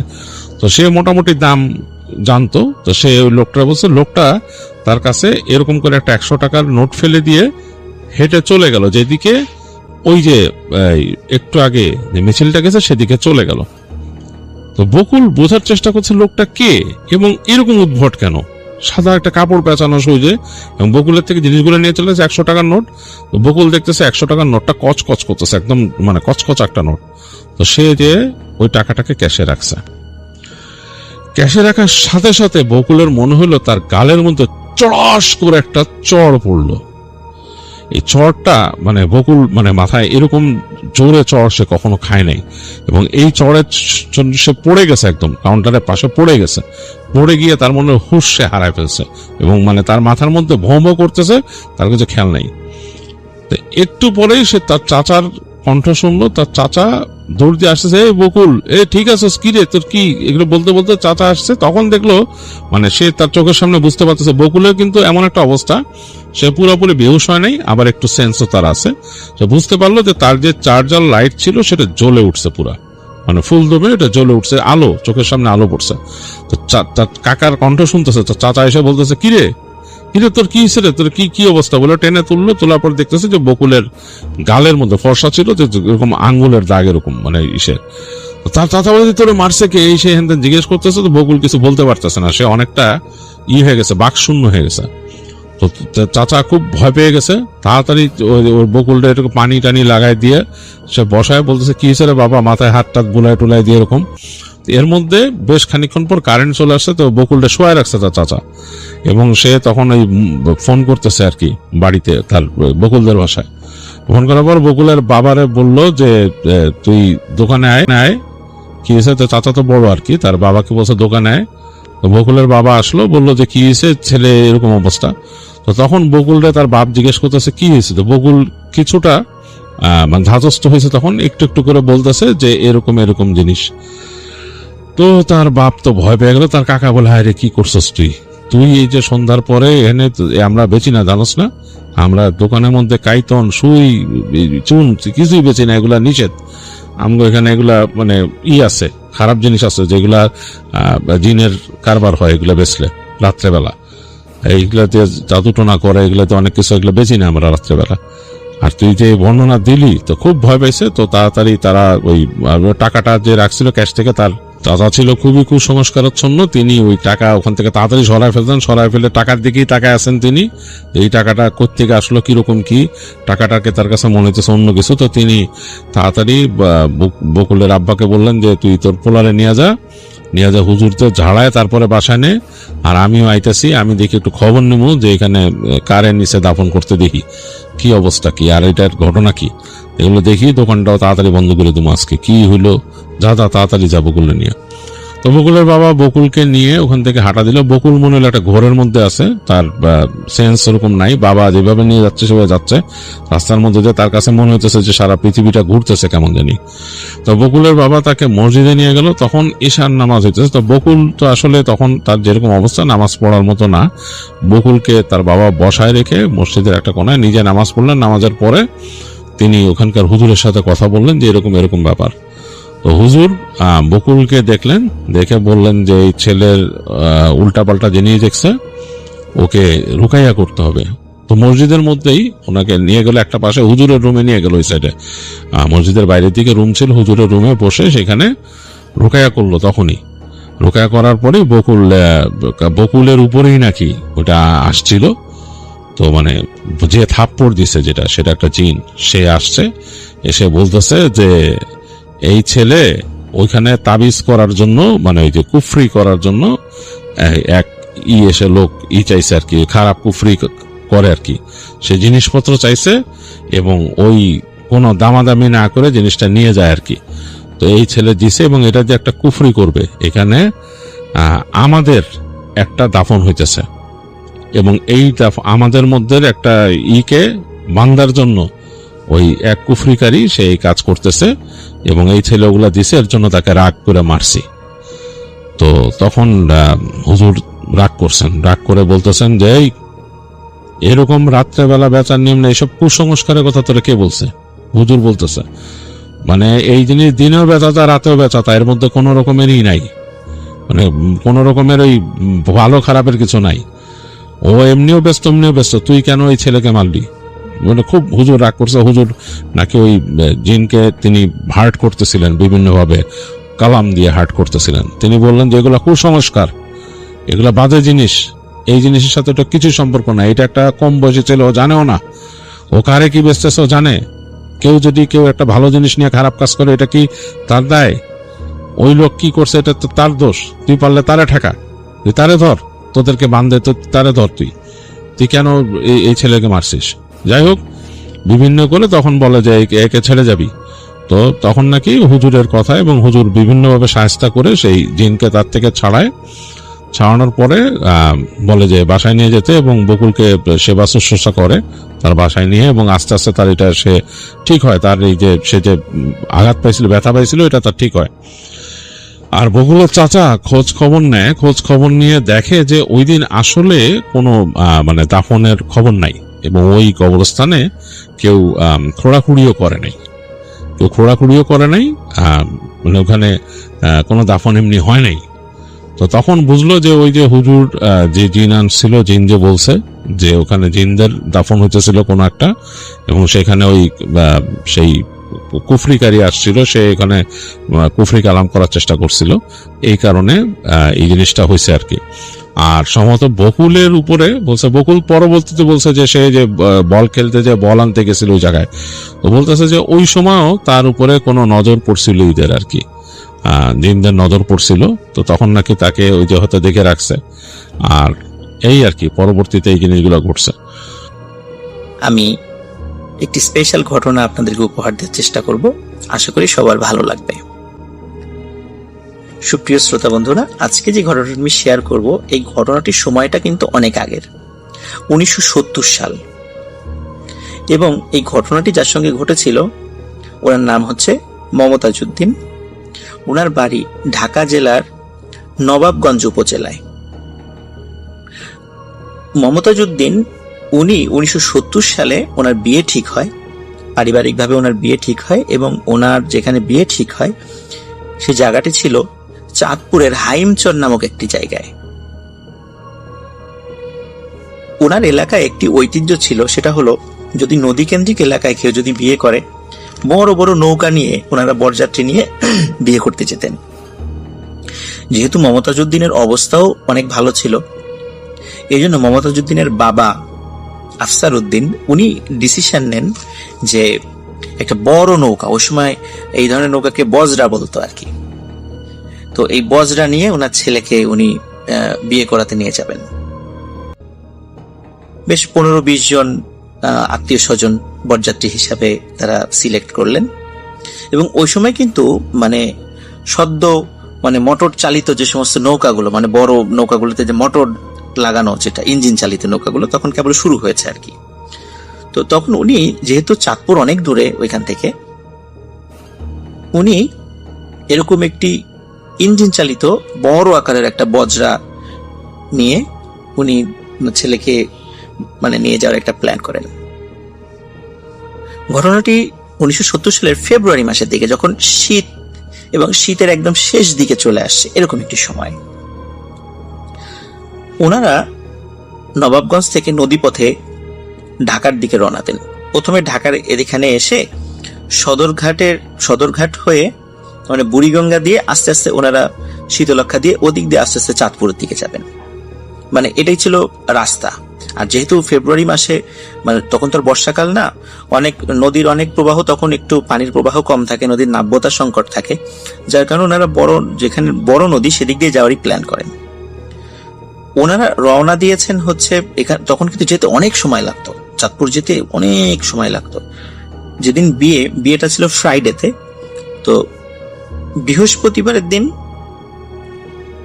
রাতের বেলা ওনারা রওনা দিয়েছেন, এশার নামাজ পড়ে খাওয়া দাওয়া করে ওনারা রওনা দিয়েছেন, এবং শুক্রবারের দিন দুপুর নাগাদ ওনারা পৌঁছে যাবেন সেখানে, এরকম একটা প্ল্যান ছিল। তখন ইঞ্জিন চালিত হলেও কিন্তু আসলে ইঞ্জিনের গতি কিন্তু অতটা ছিল না, যার কারণে এরকম একটা দীর্ঘ সময় লেগে যেতে চাঁদপুরে যেতে। আর চাঁদপুর থেকে আরেকটু দূরে হাইমচর নামক একটি জায়গায় আরো সময় লাগবে সেখানে যেতে নদীপথে। তো ওনারা এই দীর্ঘ পথ স্বাভাবিকভাবেই ওনারা চলে যান এবং ফ্রাইডে জুম্মার আগে সেখানে গিয়ে পৌঁছান, এবং বিয়ের কাজ সম্পূর্ণ শেষ করে ওখান থেকে মোটামুটি মাগরিবের নামাজ পড়ে ওনারা আবার ওই নৌকাতে বা বজরাতে করে ওনারা আবার ঢাকার উদ্দেশ্যে, ঢাকা হয়ে আবার নবাবগঞ্জে যাওয়ার একটা জন্য ওনারা বের হন। ওনারা স্বাভাবিকভাবেই হাইমচর থেকে চাঁদপুরের মেইন যেই লঞ্চ ঘাট সেদিকে চলে আসেন। আর ওখানে কিন্তু চাঁদপুরের মোহনা অবস্থিত। শ্রোতা বন্ধুরা, আপনারা অনেক সময় শুনে থাকবেন যে চাঁদপুরের মোহনায় কিন্তু অনেক দুর্ঘটনা ঘটেছে, লঞ্চ ডুবি হয়েছে, এবং অনেক সময় অনাকাঙ্ক্ষিত বা আকস্মিক অদ্ভুত কিছু দুর্ঘটনায় কিন্তু অনেক লোক সেখানে মারা গিয়েছে। তো বিশাল এই বজরা নিয়ে যখন ওনারা চাঁদপুরের ওই মোহনার কাজ দিয়ে যাচ্ছিলেন, হঠাৎ করে ওনারা সবাই ওখানে প্রায় ওনারা যদিও 15-20 জন মিলে শুরু করেছে, তারপরে দেখা গেছে তার শ্বশুর বাড়ির দিক থেকে আরো 5-7 জন সেখানে এসেছে, এই প্রায় 25-27 জন এরকম লোক সবাই দেখছিলেন যে হঠাৎ করে তাদের নৌকার মাথাটা মোহনার দিকে ঘুরে গেল, এবং নৌকাটি মোহনার দিকে এগোচ্ছে। এই দৃশ্য দেখার পরে সবাই ভয় পেয়ে যান যে হঠাৎ করে আমাদের মানে পথ তো এটা না, নৌকার মাথা তো অন্যদিকে ঘোরানো ছিল, হঠাৎ করে এখানে এইভাবে ঘুরে গেল কেন? তখন যিনি মাঝি ছিলেন উনি অনেক চেষ্টা করছিলেন যে হালটা ঘুরিয়ে অন্যদিকে নিয়ে যেতে, কিন্তু কোনোভাবে কাজ হচ্ছিল না, নৌকা ওই মোহনার দিকেই যাচ্ছে। তখন সবাই বুঝতে পারলেন যে না, এবার একটা বড় ধরনের বিপদ হবে। তখন অনেকেই নৌকা থেকে ঝাঁপ দেওয়ার পরিকল্পনা করছিলেন যে এবার ঝাঁপ দিব। ওই সময় ওই নৌকাতে অনেকেই জোরে জোরে কোরআন তেলাওয়াত করা শুরু করে। বেশ কয়েক মিনিট এরকম অবস্থা চলার পরে তখন খেয়াল করেন যে আস্তে করে আবার নৌকার ওই মাথাটি মোহনার দিক থেকে ঘুরে গেল, ঘুরে স্বাভাবিক হয়ে গেল, স্বাভাবিকভাবে চলা শুরু করলো। তখন নৌকাটি ওই মোহনার ওই এরিয়া থেকে বের করে নিয়ে আসা হয়। মোহনাতে কিন্তু পানির অনেক সময় পাক সৃষ্টি হয় এবং ওখানে কিন্তু অনেক লঞ্চ বা ট্রলার বা নৌকা ওখানে ডুবে যায়। তো ওখান থেকে মোহনার থেকে ওনারা বের হয়ে আসেন। বের হয়ে আসার পর সবাই আলোচনা করছিলেন যে আসলে এটা কেন এরকম হলো। কেউ কেউ বলছেন এটা স্বাভাবিকভাবেই হয়তোবা হয়ে গিয়েছে, কেউ বলছেন না হয়তোবা এখানে প্যারানর্মাল কিছু হতে পারে, এরকম অনেকে এরকম চুলচেরা বিশ্লেষণ করছিলেন। তো ওনারা চাঁদপুর লঞ্চ ঘাটের ওই এরিয়াটা পার হয়ে আরো প্রায় 1.5 ঘন্টা সামনের দিকে এগিয়ে যান। এদিকে রাতও তখন অনেক হয়ে গিয়েছে। তখন যেহেতু অনেক বড় বজরা ছিল, এখানে যে জামাই বউ ছিল তাদের জন্য আলাদা একটা জায়গা করা ছিল, আলাদা একটা কক্ষের মতো করা ছিল। ওই সময়ে অনেক লোক ঘুমিয়ে গিয়েছে। রাত বাজে তখন প্রায় 12:30, ঘুমিয়ে গিয়েছে। ঘুমানোর পর হঠাৎ করে যিনি নতুন বউ, ওনার ভাষ্য অনুযায়ী হঠাৎ করে উনি ওনার ঘুম ভেঙে যাচ্ছে, নতুন জায়গায় যাচ্ছে স্বাভাবিকভাবে পরিবারকে ছেড়ে। ওনার আসলে ঘুম ওইভাবে আসছিল না, যাও একটু হালকা ঘুম আসছিল, উনি ভেঙে গিয়েছিল এবং উনি নদীর দুই পাশে যে তীর আছে সেদিকে উনি তাকিয়ে দেখছিলেন আর কি, দৃশ্য দেখছিলেন।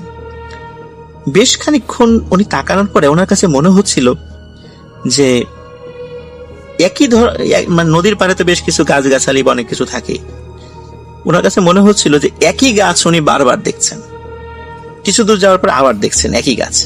তখন মনে হতে পারে যে নদীর পাড়ে তো অনেক গাছ থাকতেই পারে, একই রকম থাকতেই পারে, এরকম মনে হতেও পারে। রাতের বেলা তো ওভাবে কিছু বোঝাও যাচ্ছে না, কিন্তু তারপরেও ওনার সন্দেহ লাগে যে একই জিনিস উনি বারবার দেখছেন কেন, এটা কি চোখের ভুল না অন্য কিছু। তো উনি বারবার নিজের কাছে প্রশ্ন করেন, বারবার পরীক্ষা করার চেষ্টা করেন যে উনি কি ভুল দেখছেন না ঠিক দেখছেন। একসময় উনি বুঝতে পারেন যে আসলে উনি ঠিকই দেখছেন। তখন ওনার হাজবেন্ড পাশেই ছিল, তাকে ডেকে তোলেন, বলেন যে দেখো এখানে আসলে এটা কি হচ্ছে, একই জিনিস আমি বারবার দেখছি কেন। প্রথমে ওনার হাজবেন্ড বলছে তুমি ভুল দেখছো, রাতের বেলা তো নদীর পাশে সব একই রকম মনে হয়। তখন উনি বলে যে না আমি অনেকক্ষণ ধরে চেষ্টা করছিলাম, মনে হচ্ছিল তুমি যেটা বলেছো সেটাই, কিন্তু আমার মনে হচ্ছে না আসলে আমি একই জিনিস বারবার দেখছি। ওনার হাজবেন্ড ওনার কথা প্রথম দিকে আমলে না নিলেও বারবার যখন বলছিল তখন ওনার হাজবেন্ড ঘুম থেকে উঠে উনি নিজেই খেয়াল করার চেষ্টা করেন আসলে কি ঘটনা ঠিক কিনা। এবং সত্যি উনি খেয়াল করছিলেন যে উনিও এই একই জায়গা বারবার দেখছেন। ওদিকে নৌকার অনেকেই ঘুমিয়ে গেছেন। ঘুমিয়ে যাওয়ার পর তখন অন্যদেরকে ডেকে তোলেন। ডেকে তোলার পর তখন মাঝি যে আছে তাকেও বলেন যে এই দেখো তো আমরা কি একই জায়গায় বারবার দেখা যাচ্ছে কেন। তখন মাঝি বলে যে আমি তো এটা খেয়াল করিনি, আমি তো শুধু সামনের দিকে তাকিয়ে আছি, আমি তো এটা বুঝতে পারি নাই। তখন মাঝিও পাশ থেকে তাকায় দেখে যে অদ্ভুত ব্যাপার, চাঁদপুরের মোহনা পার হওয়ার পর 1.5 ঘন্টা যাওয়ার পর ওনারা যেই জায়গাতে ছিলেন ওনারা ওই জায়গাতেই আছেন। প্রায় 2-2.5 ঘন্টা ধরে একই জায়গা দিয়ে নৌকা চলছে, এটা কিভাবে সম্ভব? সবাই অবাক হয়ে যান, যেটা কিভাবে পসিবল। একই জায়গা দিয়ে প্রায় 2-2.5 ঘন্টা ধরে নৌকা চলছে, অথচ আমরা একই জায়গা দিয়ে ঘুরছি, এটা কিভাবে পসিবল হলো? তখন যেহেতু চাঁদপুরের মোহনার কাছে একটি দুর্ঘটনা ঘটতে গিয়েছিল, তখন সবাই বলেন যে আমরা একটা মনে হয় বিপদে পড়েছি, আমরা নিশ্চিত আমাদের সঙ্গে কিছু দুর্ঘটনা ঘটতে চলেছে। কিন্তু কেউ বুঝতে পারছিলেন না যে আসলে ওনাদের সাথে কি হচ্ছে। সবাই বিভিন্নভাবে ব্যাখ্যা বিশ্লেষণ করার চেষ্টা করছেন। এর মধ্যে হঠাৎ ওই পার থেকে সাদা দাড়িওয়ালা, একটু জুব্বা পরা, সাদা পাগড়ি পরা একজন লোক ডাকছে, এই তোমরা নৌকা ভিড়াও, নৌকা ভিড়াও। তখন মানে মাঝি বলছে যে না, নৌকা ভিড়ানো যাবে না। তখন যিনি এই যে মমতাজউদ্দিন, মানে যার বিয়ে হলো, এবং তার বাবা তখন বলছে কেন নৌকা ভিড়ানো যাবে না কেন? বলে যে এটা বিয়ের নৌকা, অনেক সময় ডাকাত থাকে আশেপাশে, ডাকাতি হতে পারে। তখন ওনারা বলেন যে ডাকাত যদি করবেই তাহলে তো এরকম ডেকে নৌকা পারে ভিড়িয়ে নিয়ে ডাকাতি করার কথা না। ডাকাত আসলে তো সরাসরি অন্য কোনো ট্রলার বা অন্য কিছু নিয়ে আমাদেরকে অ্যাটাক করবে। নিশ্চয়ই কোনো একটা ব্যাপার রয়েছে, যেহেতু একটু আগে দুটো মানে দুর্ঘটনার মতো বা একটা অদ্ভুত ব্যাপার ওনাদের সাথে ঘটতে গিয়েছিল। তো যার কারণে উনি চিন্তা করলেন যে আসলে এটাও কি আমাদের তৃতীয় কোনো বিপদ কিনা, এটা ওনারা চিন্তা করছিলেন। তারপরে কি মনে করে মমতাজউদ্দিন উনি বলেন, ওনার বাবাকে বলেন, বাবা নৌকাটা আসলে পারে ভিড়াও। যে আসলে উনি কি বলতে চান, মনে হচ্ছে যে উনি অন্য ধরনের কিছু বলতে চাচ্ছেন আমাদেরকে। নৌকা পারে ভিড়ানো হয় এবং কোনো কথা না বলে ওই মুরব্বি সোজা নৌকাতে উঠে বসেন, যে ভালো কি মন্দ বা কি, তার নাম কি বা কি চাচ্ছেন, কোনো কথা না বলে মানে হন হন করে হেঁটে নৌকায় উঠেছেন। নৌকায় উঠে নৌকার একদম যে মাথা মানে সামনের দিকে, সেখানে গিয়ে দাঁড়িয়ে পড়েন। তখন মমতাজউদ্দিন কাছে গিয়ে বলেন যে মুরব্বী, আপনি আসলে কোথায় যাবেন বা আপনি কে, এখানে যে উঠলেন কোনো বিপদ কিনা? উনি কোনো উত্তর দেন না। উনি খালি জাস্ট একটা কথাই বলেন যে নৌকা চালাও, নৌকা সোজা চালাও, যেখানে যাচ্ছিলে সেখানে সেই দিকে যাওয়ার উদ্দেশ্যে নৌকা চালাও। তখন ওনার এই গম্ভীর কথা শুনে অনেকেই ডিস্টার্ব হয়, কেউ বলে যে এটাকে নামাইয়ে দাও নৌকা থেকে। কিন্তু মমতাজউদ্দিন বলে যে না, উনি থাক। কেন জানি ওনার মনে হয় যে না, উনি থাক। আসলে যে কোনো এমনও তো হতে পারে যে উনি আমাদের জন্য, আল্লাহ তাআলা কোনো কল্যাণের জন্য তাকে পাঠিয়েছেন। মমতাজউদ্দিন এই চিন্তা করে। তো নৌকা সোজা চলা শুরু করে। এখন যেটা দেখা যাচ্ছে যে না, নৌকা এখন স্বাভাবিকভাবে চলছে, কোনো সমস্যা নাই। কিন্তু একটি অদ্ভুত ব্যাপার ওনারা খেয়াল করেন, সেটা হলো যে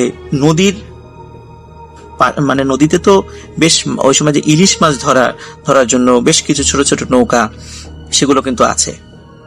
ওই ছোট ছোট নৌকা যখনই ওই বড় ওই বজরা যেটা দেখছিল, তখন ওই ছোট নৌকাগুলো মাছ ধরার জাল রেখে দ্রুত নৌকা বেয়ে মানে ওই নৌকা থেকে দূরে সরে চলে যাওয়ার চেষ্টা চালাচ্ছিল। তো এটা কেন এরকম হচ্ছে, এটা আসলে ওনারা বুঝতে পারছিলেন না। তখন হঠাৎ করে ওনারা বেশ কয়েকজন খেয়াল করেন যে চাঁদের আলোতে নৌকার যে ছায়া পড়েছে এক পাশে নদীতে, তো মনে হচ্ছিল যে নৌকা, ওনারা যে অল্প কয়েকজন লোক আসছেন, যে সব মিলে প্রায় 25 থেকে 27-28 জন লোক, এছাড়াও মনে হচ্ছে আরো দ্বিগুণ লোক নৌকায় আছে। মানে এরকম কিছু ছায়া দেখা যাচ্ছিল ওই চাঁদের আলোতে। ওনারা মনে করেছিলেন হয়তো বা এটা নদীর জলে, নদীর যেহেতু ঢেউ হয়, ঢেউ এরকম মনে হতে পারে। তো এটা ওনারা অনেকেই চোখের ভুল বা কেউ একটু ভয় পেয়েছেন, তো এরকম কেউ হয়তো বা এটা অনেকে প্রকাশ করেনি, প্রকাশ করলে অনেকে আবার ভয় পেতে পারেন নৌকায়। কিন্তু এই দৃশ্যটা উনি দেখেছিলেন, এবং নৌকাগুলো যে কেন ওই যে ছোট ছোট নৌকাগুলো ওনাদের থেকে ভয়ে দূরে সরে চলে যাচ্ছিল, এটা ওনারা বুঝতে পারছিলেন না। তবে যারা সরে চলে যাচ্ছিল তারা চিৎকার আল্লাহু আকবার, আল্লাহু আকবার বলে মানে নৌকা ওই বজরাতে দেখলেই ওনারা নৌকা সরিয়ে নিয়ে যাওয়ার চেষ্টা করছিলেন। এদিকে প্রায় ভোর হয়ে আসে, আজান দেবে এরকম একটি সময়ে হঠাৎ করে ওই মুরব্বী মমতাজউদ্দিনকে ডাকেন, ডেকে বলেন যে বাবা, আমার দায়িত্ব শেষ হয়েছে, এখন আমাকে যেতে হবে। তখন মমতাজউদ্দিন বলেন যে আপনি কে, এভাবে আসলেন আবার এখন হঠাৎ করে চলেও যেতে চাচ্ছেন? তো বলে যে বাবা, তোমরা বিশাল একটা বিপদে পড়তে যাচ্ছিলা, তোমাদের এই নৌকায় পিশাচের ছায়া পড়েছিল এবং তারপর অসংখ্য পিশাচ তোমাদের এই নৌকায় আক্রমণ করেছিল, কিন্তু আল্লাহ রহম করেছেন, তারা কি তোমাদেরকে কিছুই করতে পারেনি। একটু আগে যখন তোমরা দেখছিলে যে নৌকা, ছোট ছোট মাছ ধরা নৌকাগুলো ভয় পেয়ে তোমাদের থেকে দূরে সরে চলে যাচ্ছিল, আসলে ওরা ওই পিশাচগুলোকে দেখতে পাচ্ছিল, এই কারণে ওরা ভয়ে নৌকা নিয়ে দূরে সরে চলে যাচ্ছিল। এখন ফজরের আজান হয়ে যাবে, আমার দায়িত্ব শেষ হয়ে গেছে, আর তোমাদের কোনো ভয় নাই, তোমরা এখন নিশ্চিন্তে চলে যেতে পারবা। এই কথা বলে ওই মুরব্বী পানির উপর লাফ দিয়ে পড়েন, এবং অদ্ভুত ব্যাপার, মমতাজউদ্দিন উনি দেখছিলেন যে উনি নদীর উপর দিয়ে হেঁটে হেঁটে আবার পাড়ে উঠে উনি হেঁটে হেঁটে মিলিয়ে গেলেন। ওই সময় যেহেতু ভোরের দিকে ছিল, ভোরের দিকে বেশ নৌকার অনেকেই একটু তন্দ্রাচ্ছন্ন ছিল, অনেকে ঘুমিয়েও পড়েছিল। এই জন্য অন্য কেউ মমতাজউদ্দিন যে ওনার সাথে মুরব্বীর সাথে কথা বলেছে সেটা কেউ দেখতে পায়নি। তো ওই মুরব্বী মমতাজউদ্দিনকে এই বিষয়টি বলেন, এবং আরেকটি কথা বলেছিলেন, সেটা হচ্ছে যে তুমি যে সময়ে নৌকা নিয়ে দিকে আসছো, এই সময়টি মানে উপযুক্ত ছিল না।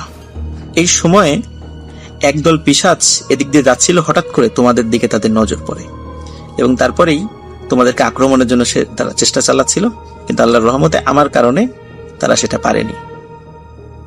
তো এভাবে যখন ওই মুরব্বী চলে যান, অদ্ভুতভাবে চলে যান পানির উপর দিয়ে হেঁটে হেঁটে, তখন মমতাজউদ্দিন কাউকে আর এই ঘটনা বলেননি।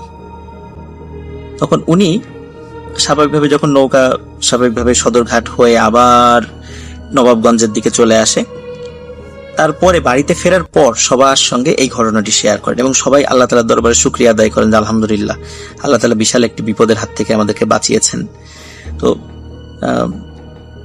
এখনো কিন্তু মমতাজউদ্দিন জীবিত আছেন। ওনার 3 ছেলে 2 মেয়ে, সেই ছেলেদেরাও অনেক বড় হয়ে গেছেন, তাদের বাচ্চা কাছে অনেক বড় হয়ে গেছে, এবং মমতাজউদ্দিনের যে স্ত্রী উনিও এখনো জীবিত আছেন। ওনার বাড়ি ঢাকা, আমরা যে ঢাকা মেইন শহর সেটা না, ঢাকা যে জেলা ঢাকা, সেটা ঢাকা জেলার কয়েকটি থানা রয়েছে বা উপজেলা রয়েছে, সেই উপজেলার একটি উপজেলা নবাবগঞ্জ। নবাবগঞ্জে এই ঘটনাটি এখনো মানুষের মুখে মুখে মানে প্রচলিত আছে, মমতাজউদ্দিন এখনো জীবিত আছেন। তো এটি ছিল ঘটনা। চলে যাচ্ছি রেফায়েত ভাইয়ের ঘটনায়। সেবার রেফায়েত ভাই প্রায় 1 মাসে প্রায় 4-5টির মতো কাজ করেন। এর মধ্যে সবচেয়ে বেশি কষ্ট করতে হয়েছিল কোনো একটা গ্রামের কবরস্থানে। কোন এক মহিলা ব্ল্যাক ম্যাজিক করেছিলেন আরেকজনকে, এবং করেছেন সেই একটা পাতিলের ভিতরে শিং মাছ রেখে তাবিজ করেছিলেন, এবং সেই পাতিল করে লাল কাপড় দিয়ে ঢেকেও দিয়েছিলেন। সেগুলোকে পাহারা দিয়েছিল প্রায় 4 জন জিন। রেফায়েত ভাইয়ের পিঠের উপর বেশ আঘাত পড়ে যখন সেগুলোকে উদ্ধার করতে যায়। সেগুলোর পর রেফায়েত ভাইয়ের প্রায় জ্বরও আসে 104-5-এর মতো। সবসময় দেখা যায় জ্বর আসে কোনো না সলভ করার পর, কিন্তু সেবারের জ্বরটা বেশ ভালোভাবে তাকে পোহায়, এবং বিশ্রামের জন্য ডক্টরও তাকে প্রায় 7-8 দিন বিশ্রাম নিতে বলেন। কিন্তু সেগুলো থেকে পার পেতে তো বিশ্রাম নিতে হবে। তার যুবক বয়সের ঘটনা, এবং সেই যুবক থাকা অবস্থায় রেফায়েত ভাইয়ের এরকম রক্ত ছিল প্রচন্ড গরম, মাথা খারাপ হয়ে যেত, কিছু দেখলেই মাথা খারাপ হয়ে যেত। বেশিরভাগ কাজে হাত দেওয়ার সময় যদি খারাপ জিনের পাল্লায় পড়তো, মোস্ট অফ দ্য টাইম তারা সবাই তার মায়ের নাম ধরে তাকে ডাকতো, এবং এক প্রকার রাগের উদ্রেক সৃষ্টি করতো রেফায়েত ভাইয়ের উপর। যাই হোক, কোনো এক রাতে বিশ্রাম চলাকালীন অবস্থায়, তখনও তিনি বিয়ে শাদী করেন নাই, বিশ্রাম চলাকালীন অবস্থায় তাহাজ্জুদ নামাজের জন্য উঠবেন, অজু করে ঘরে প্রবেশ করবেন, এবং টিনের চাল থেকে হঠাৎ করেই তার সামনে 2 জন ওস্তাদ নেমে আসে, বলতে থাকে, শুনো, আমরা বেশিক্ষণ থাকবো না, তবে তোমার উপর অত্যাচার চলছে আমরা জানি, কিন্তু একজন ইমাম সাহেব তোমার কাছে খুব শিগগিরই আসবে। সে কি জন্য আসছে তা তুমি কিছুটা হলো আন্দাজ করতে পারছো, তবে এবার তোমার ফ্যাসাদে পড়ার সম্ভাবনা রয়েছে। আমরা চাই তুমি এই জটিল কাজটি হাতে নাও। কয়েকজন চেষ্টা করে ফেলেছে, তবে সবাই ফেইল্ড। তুমি ধরো, এবং আশা করছি আল্লাহর রহমতে এটা থেকে তুমি হয়তো তাদের সাহায্য করতে পারো, আর আমরা আছি তোমার সাথে, আল্লাহ আছে। আর এবার হয়তো আমাদের 7 জন দ্বারা সম্ভব নয়, আমাদের সাথে আরো কিছু সাথী থাকতে পারে, তবে তাকে মানা করো না। দিন তারিখ নির্ধারণ করে তাদের বাড়িতে যাও, অবশ্যই তুমি প্রোটেকশন নিয়ে যাবে। ছেলেরা অনেক বড় লোক, গ্রামে থাকলে কি হয়েছে, টাকা পয়সার অভাব নেই। তুমি আশা করছি ঘটনা শুনে কোনো কিছু ধারণা করবে না, মাথা ঠান্ডা রাখবে। যত বেশি মাথা ঠান্ডা রাখবে, তত বেশি তুমি কোনো কাজের গভীরে যে ম্যাথমেটিক্যাল ক্যালকুলেশন যেটা ক্যালকুলেট করতে হবে করতে পারবে। আর যদি আগে থেকেই মাথা গরম করে ফেলো, তাহলে অঙ্ক করবা কিন্তু উত্তর মিলবে না। যাই হোক, সেই ইমাম সাহেব তাদের বাসা থেকে প্রায় 90 মাইল দূর থেকে আসেন, তার সাথেই যাবে তারা। ওই ওস্তাদের বলছে তার সাথে যাবে, এবং তারা কিন্তু আমাদের ডেকেছিল, কিন্তু আমরা সবাই কিন্তু তোমার কথা বলেছি। তারা আরেকজনের মাধ্যমে আমাদের ডেকেছিল, কিন্তু তাদের মাধ্যমে আমরা কিছু বলিনি। তবে ছেলেটার কথাবার্তাতে মাথা গরম করবে না। তো রেফায়েত ভাই তাদের এই কথাটি শেষের বুঝে নেই, ছেলেটার কথাতে মাথা কেন গরম করবে না। রেফায়েত ভাই এমন উল্টা পাল্টা হলে একবারে শেষ করে দেবে এরকম প্ল্যানিং করেই এগোতে থাকেন। আসলেই ঠিক 4 দিন পরেই একজন টোপ পরা পাগড়ি সহিত একজন হুজুর আসে রেফায়েত ভাইয়ের কাছে। সেই হুজুর রেফায়েত ভাইয়ের খোঁজ করেন। রেফায়েত ভাই তাকে এলাকার নাম জিজ্ঞেস করেন এবং তার সাথে যাওয়ার প্রস্তুতি নেন। সেবার ইমাম সাহেব গ্রামের বাড়ি থাকবার কারণে ওই যে পরিচিত ইমাম সাহেবকে সে নিয়ে মাঝে মধ্যে যেতেন, সেই ইমাম সাহেব তো তখন আর ইমাম ছিলেন না, তখন তো সেও যুবক ছিলেন, তাকে পান না। সেই ইমাম সাহেবকে যাবার পথে প্রতিমধ্যে তার কাছ থেকে কয়েকটা ইঙ্গিত নেওয়ার চেষ্টা করেন। তবে যে ইমাম সাহেব এসে তার কাছ থেকে ইঙ্গিত নেওয়ার চেষ্টা করেন, ঘটনা কিভাবে ঘটেছে, আপনি কিভাবে জানেন, আপনি কেন আসছেন, সেই ইমাম সাহেব কিছু বলেন না, শুধু চুপ করেছিলেন এবং কেমন একটা অহংকার কাজ করছিল, তার সাথে ঠিক মতো বলছিল না কথাবার্তা। কারণ ওস্তাদের এখানে না আসলে ওস্তাদের কাজ করবে না বলে দিয়েছিল, তাই তিনি রেফায়েত ভাইকে নেবার সময় তেমন কথাবার্তা বলেননি। রেফায়েত ভাই হঠাৎ করে বলেন যে, দেখেন, আপনি মন খারাপ করে আছেন কেন আমি তা জানি, আমাকে কিছুই বলতে হবে না, আপনি এক কাজ করেন, গাড়িতে বসেই মাগরিবটা শেষ করে নেন। তখন এশার সময় লোকটা বলল, আপনি কিভাবে বুঝলেন আমি মাগরিব পড়ি নাই? তো রেফায়েত ভাই বলে, আমি তো আপনার বাসায় মাগরিবের পরে আসছি। লোকটা বলছে, তো রেফায়েত বলে, এটা কোনো সমস্যা না, আপনি পড়ে নেন। তো বেশ ভ্যাপসা গরম। এই হুজুর খুব অবাক দৃষ্টিতে রেফায়েত ভাইয়ের দিকে তাকিয়ে অনেকক্ষণ তাকিয়েছিল। প্রায় 4 ঘন্টার সফর শেষ করে রাত 12টার দিকে তারা বাড়িতে পৌঁছায়। বাড়ির কাউকে না পেয়ে রেফায়েত ভাই চুপচাপ ছিল বসে। এদিকে হুজুর গেলেন অন্য জায়গায়, নিয়ে আসলেন 2 জন মহিলা, একজন ইয়াং, একজন বয়স্ক, আর একজন বয়স্ক পুরুষ। যিনি তিনি বললেন তার নাম মেহরাজ হোসেন, তার মেয়ের নাম বিলকিস এবং তার মেয়ের জামাই নাম হচ্ছে মান্নান। রেফায়েত ভাইকে আসলে তারা মেয়ের বাড়িতে নিয়ে এসছে। তো মেহরাজ সাহেব বলেন যে, আসলে আমার মেয়ে আমার বাড়িতে, ওই বাসার অত্যাচারে আসলে আমরা খুব বিপাকে পড়ে গেছিলাম, রেখে আমাদের মেয়েকে আমাদের কাছে নিয়ে আসছি। কিন্তু সমাধান তো এখানে না, আমাদের মেয়েটা অন্তঃসত্ত্বা, ওকে যেরকম অত্যাচার করেছে তাতে আসলে মেয়ে ওর বাচ্চার জন্য ক্ষতি হবে। তাই আমরা চাই যে ওর সংসারটা টিকে যাক। কিন্তু মান্নানের হাব ভাব প্রথমে ঠিক না থাকলেও ঝগড়া হতো, এখন ও আসলে দুনিয়ারই না। তখনই আমরা ঠিক করি যে আমরা আমাদের মেয়েকে নিয়ে আসবো। ওই বাসায় যেহেতু আমরা ছিলাম না, আপনি আমার মেয়ের কাছ থেকে শুনেন আসলে কি হয়েছিল, কেন আপনাকে এখানে ডাকা হলো। তো রেফায়েত ভাই পর্দার আড়াল থেকে শুনছিল। সেই মহিলা বলতে থাকলো যে, গত 3 মাস আগে যখন প্রথম তিনি জানতে পারলেন তিনি অন্তঃসত্ত্বা, তখন থেকেই অত্যাচারের লেভেলটা আসলে ক্রস করে যায়। বিলকিসের পেটে কয়েকশো বার লাথি দেওয়ার চেষ্টা করে, বিলকিসকে হাত দিয়ে আটকে দেয়, সরিয়ে দেয়, কিন্তু রক্ষা পাচ্ছিল না। কোন সময় লেগে গেলে বিপদ। বিলকিসকে দেখা যেত যে মান্নানের ছোট বোনের সাথে থাকতে দেওয়া হতো, সেখানেও চেষ্টা করেছিল মান্নান প্রহার করার জন্য, কিন্তু মান্নানের মা, বাবা এবং বোন সবসময় নাকি বিলকিসকে বিভিন্ন বিপদ হবার আগ মুহূর্তে যে ধরেছে অথবা সেফ করার ট্রাই করেছে। মান্নান একদিন রাত করে বাসায় নাকি এসে খুব পাগলের মতো সব আছড়ে মারতে থাকে, অথচ সকালেও সেদিন মোটামুটি ভালো ছিল, এরকম ছিল না। যদিও কয়েকদিনে তার আচরণে বেশ পরিবর্তন বোঝা যাচ্ছিল, কিন্তু সেটাও গুরুতর ছিল না।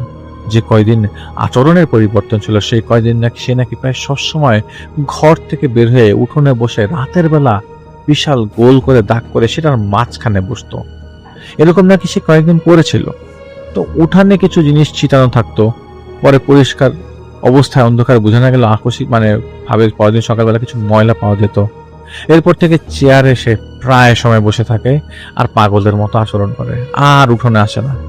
ওকে জিনে ধরেছে কনফার্ম, এবং ভালো করে ধরেছে বিধায় এরকম করছে।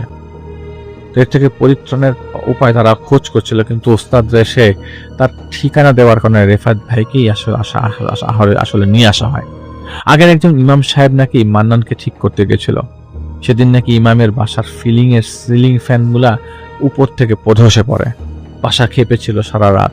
আর কি হয়েছে পরিষ্কার জানা যায়নি, কিন্তু ইমাম সাহেব পরিষ্কার না করে দিয়েছিলেন। রেফাত ভাই আর সেদিন রাতে গেলেন না, কারণ পাশাপাশি গ্রাম, ছেলের বাসায় গেলেন না, মান্নানদের বাসায় যেতে 20-25 মিনিট সময় লাগে। যাই হোক, পরের দিন রেফাত ভাই যান এবং আসরের পর যান।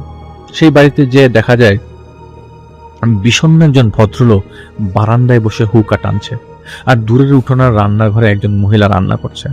ইমাম সাহেব রেফাত ভাইয়ের মান্নানের বাবার সাথে পরিচয় করে এবং বিলকিসের বাবার রেফারেন্স উনি দেখবেন মানকে এটা কথা জানিয়ে দেন। মান্নানের বাবা ইশারা দিয়ে রুম দেখিয়ে দেয়, কিন্তু কিছু বলছিল না। আপন মনে হুকা টানছিল। মনে হচ্ছিল এই কাজ আগে অনেকে করতে আসছে, কিন্তু এইবারও কেউ পারবে না। এইবার ওই বাড়ির সকলেই রেফাত ভাইয়ের দিকে তাকে এমন ভাবে ছিল যেন রেফাত ভাই ডাকাতি করতে এসছে। আসলে যুবককালের ঘটনাটাই সবাই এই মুহূর্তে তাকে স্বাভাবিকভাবে নিতে পারছে না। এগুলি কারো তো বয়স্ক বিশাল দাড়িওয়ালা মানুষ, রেফাত ভাই তো তখন দাড়ি হয় নাই, হলেও হালকা হালকা। ওই বাড়ির সকলেই রেফাত ভাইয়ের দিকে এমন, ওই তো যুবককালের ঘটনা যেহেতু। তো এই গত 1 মাস যাবত এই লোক কথাই বলছে না, চুপচাপ আছে, চেয়ারে বসে থাকে, খাওয়া দিলে খালি গন্ধ শুকে খায় না। রাতে হলে উঠানে বসে গোল করে বৃত্ত আকার এই চলছে। ঘরের মানুষকে কখনো অ্যাটাক করেনি, কিন্তু কয়েকদিন যাবত তার হাব ভাবে বোঝা যাচ্ছিল সে অ্যাটাক করে ফেলবে। ছোপের ভিতরে হঠাৎ করে রেফাত ভাই আসলে শরীর ভারী লাগতে থাকে বাসায় ঢোকার পর। একটা পর্যায়ে রেফাত ভাইকে দূর থেকে ইশারা দেন ভিতর থেকে কেউ জানি তাকে ডাকছে। হঠাৎ খুব জোরে চিৎকার করা শুরু করে রেফাত ভাইয়ের নাম। রেফাত, কি রে, ঝোপে নাকি তোর মায়ের বিষ পান হয়েছিল? কি রে, কেমন লাগছিল রে? তোর চরিত্রহীন মায়ের সাথে তোর দেখা হয় না, আসে না তোর কাছে? আমি তো পাঠাই ওই বৈজন্মাকে। তোকে জন্ম দিল এক পুরুষের সাথে, আর আরেক পুরুষের সাথে হাতে নাতে ধরা, আর খাইলো বিষ। এরকম বেজন্মার কি পরিণত হয় জানিস? তো রেফাত ভাই রুমে প্রবেশ করে এবং ও কি বলছে না বলছে সেগুলি না দেখে সে চারিপাশ খেয়াল করতে থাকে। রাগে তো গড়গড় করছে রেফাত ভাই ভেতরে, ঘরের উপর কিছু আছে নাকি তাও নিচ থেকে চেক করতে বলে, কি রে, তোদের এখানে কতদিনের জন্য নোংর ফেললি? তোর সাথে এখানে রুচিতে বাদে কথা বলতে ভেবেছিলাম, তোর সাথে ভালো ব্যবহার করবো, আর তুই দেখে আমার মাকে টেনে নিয়ে আসছিস সেখানে। কেন, তোর মা তোকে কি ভালোভাবে জন্ম দেয় নাই? আমার তো মনে না দেয় নাই। মানুষের মাঝে এসে মানুষের ভেতরে থেকে কথা বলার কাপুরুষতা ছাড়, পারলে সামনে আয়, মোকাবেলা করি, আয় দেখি বোতলে ভরা ছাড়া মাটির নিচে পুঁতা যায় নাকি তোকে। আয় সামনাসামনি আয়, পারলে তোর নাম বলি শুনি। এরপর আর কিছু বলে না। প্রায় 3 ঘন্টার চেষ্টাও রেফাত ভাই কোনো নাম বলাতে পারে নাই। সেই যে চোখ বন্ধ মানে বন্ধ। এরপর রেফাত ভাই চলে যায় এবং এর মাঝে শুধু সে গড়গড় করছিল। তো রেফাত ভাই সেই বাড়ি থেকে ব্যাক করে বিলকিসের বাড়িতে থাকে, কারণ তারাই তাকে নিয়ে আসছিল মানে ওই জায়গাতে। তবে রাত 1টার দিকে হুজুর আসে, যে হুজুরটা বিলকিসের বাসায় ছিল, এবং তাকে নিয়ে মান্নানদের বাড়িতে যায়। যে সবাই চিৎকার চেঁচামেচি, সবার কান্নার রোল পড়ে গেছে। কাহিনী কি? সবাই এরকম পানির বালতি নিয়ে দৌড়াচ্ছে কেন? পরে ঘরে গিয়ে ধুয়ে গেল মান্নানের মা ফ্লোরে শুয়ে আছে অজ্ঞান হয়ে। সবাই বাতাস করছে আশেপাশে বয়স্ক মহিলারা, এবং খুব জোরে জোরে কান্না করছে মান্নানের বাবা। রিফাত ভাই জিজ্ঞেস করেন, আমাকে একটু বলেন তো আঙ্কেল, কি হয়েছে, সমস্যা কি?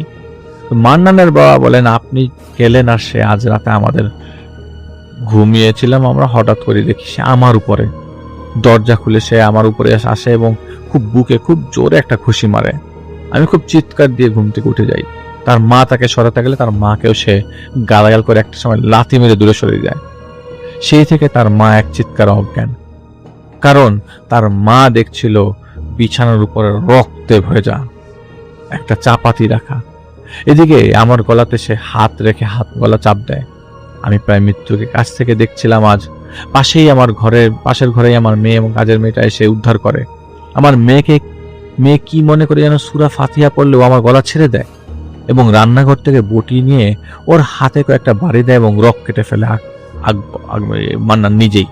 ওকে পাশে বাড়ির কিছু ভদ্রলোক আমাদের আছে, সেই সব ভদ্রলোক ওকে হাসপাতালে নিয়ে যায় এবং নিয়ে গেছে, এখনো আসেনি। এই রাত 11 থেকে আমার রুমের সামনে পায়চারি করছিল। আমি জানি না, আসলে আমরা বুঝি নাই। আপনি আসার পর থেকে ওর এরকম পাগলামিটা বেড়ে গেল। ও মনে করেছে আমি এনেছি আপনাকে, কিন্তু আপনি এখান থেকে ওর যদি কিছু করতে না পারেন তো খুব ভালো, আর যদি না পারেন তাহলে এক কাজ করবেন, আমার জন্য ওকে মেরে ফেলেন। রেফায়েত ভাই খুব অবাক হয়ে যায়, এরকম ভাবে একটা লোক বলছে তাকে। রেফায়েত ভাই এরকম স্টেটমেন্টের পর দেখেন উঠানে বিশাল করে গোল করে কিছু আঁকা, সেখানে রক্ত পড়া। তিনি জিজ্ঞেস করলেন এখানে রক্ত আসলো কিভাবে?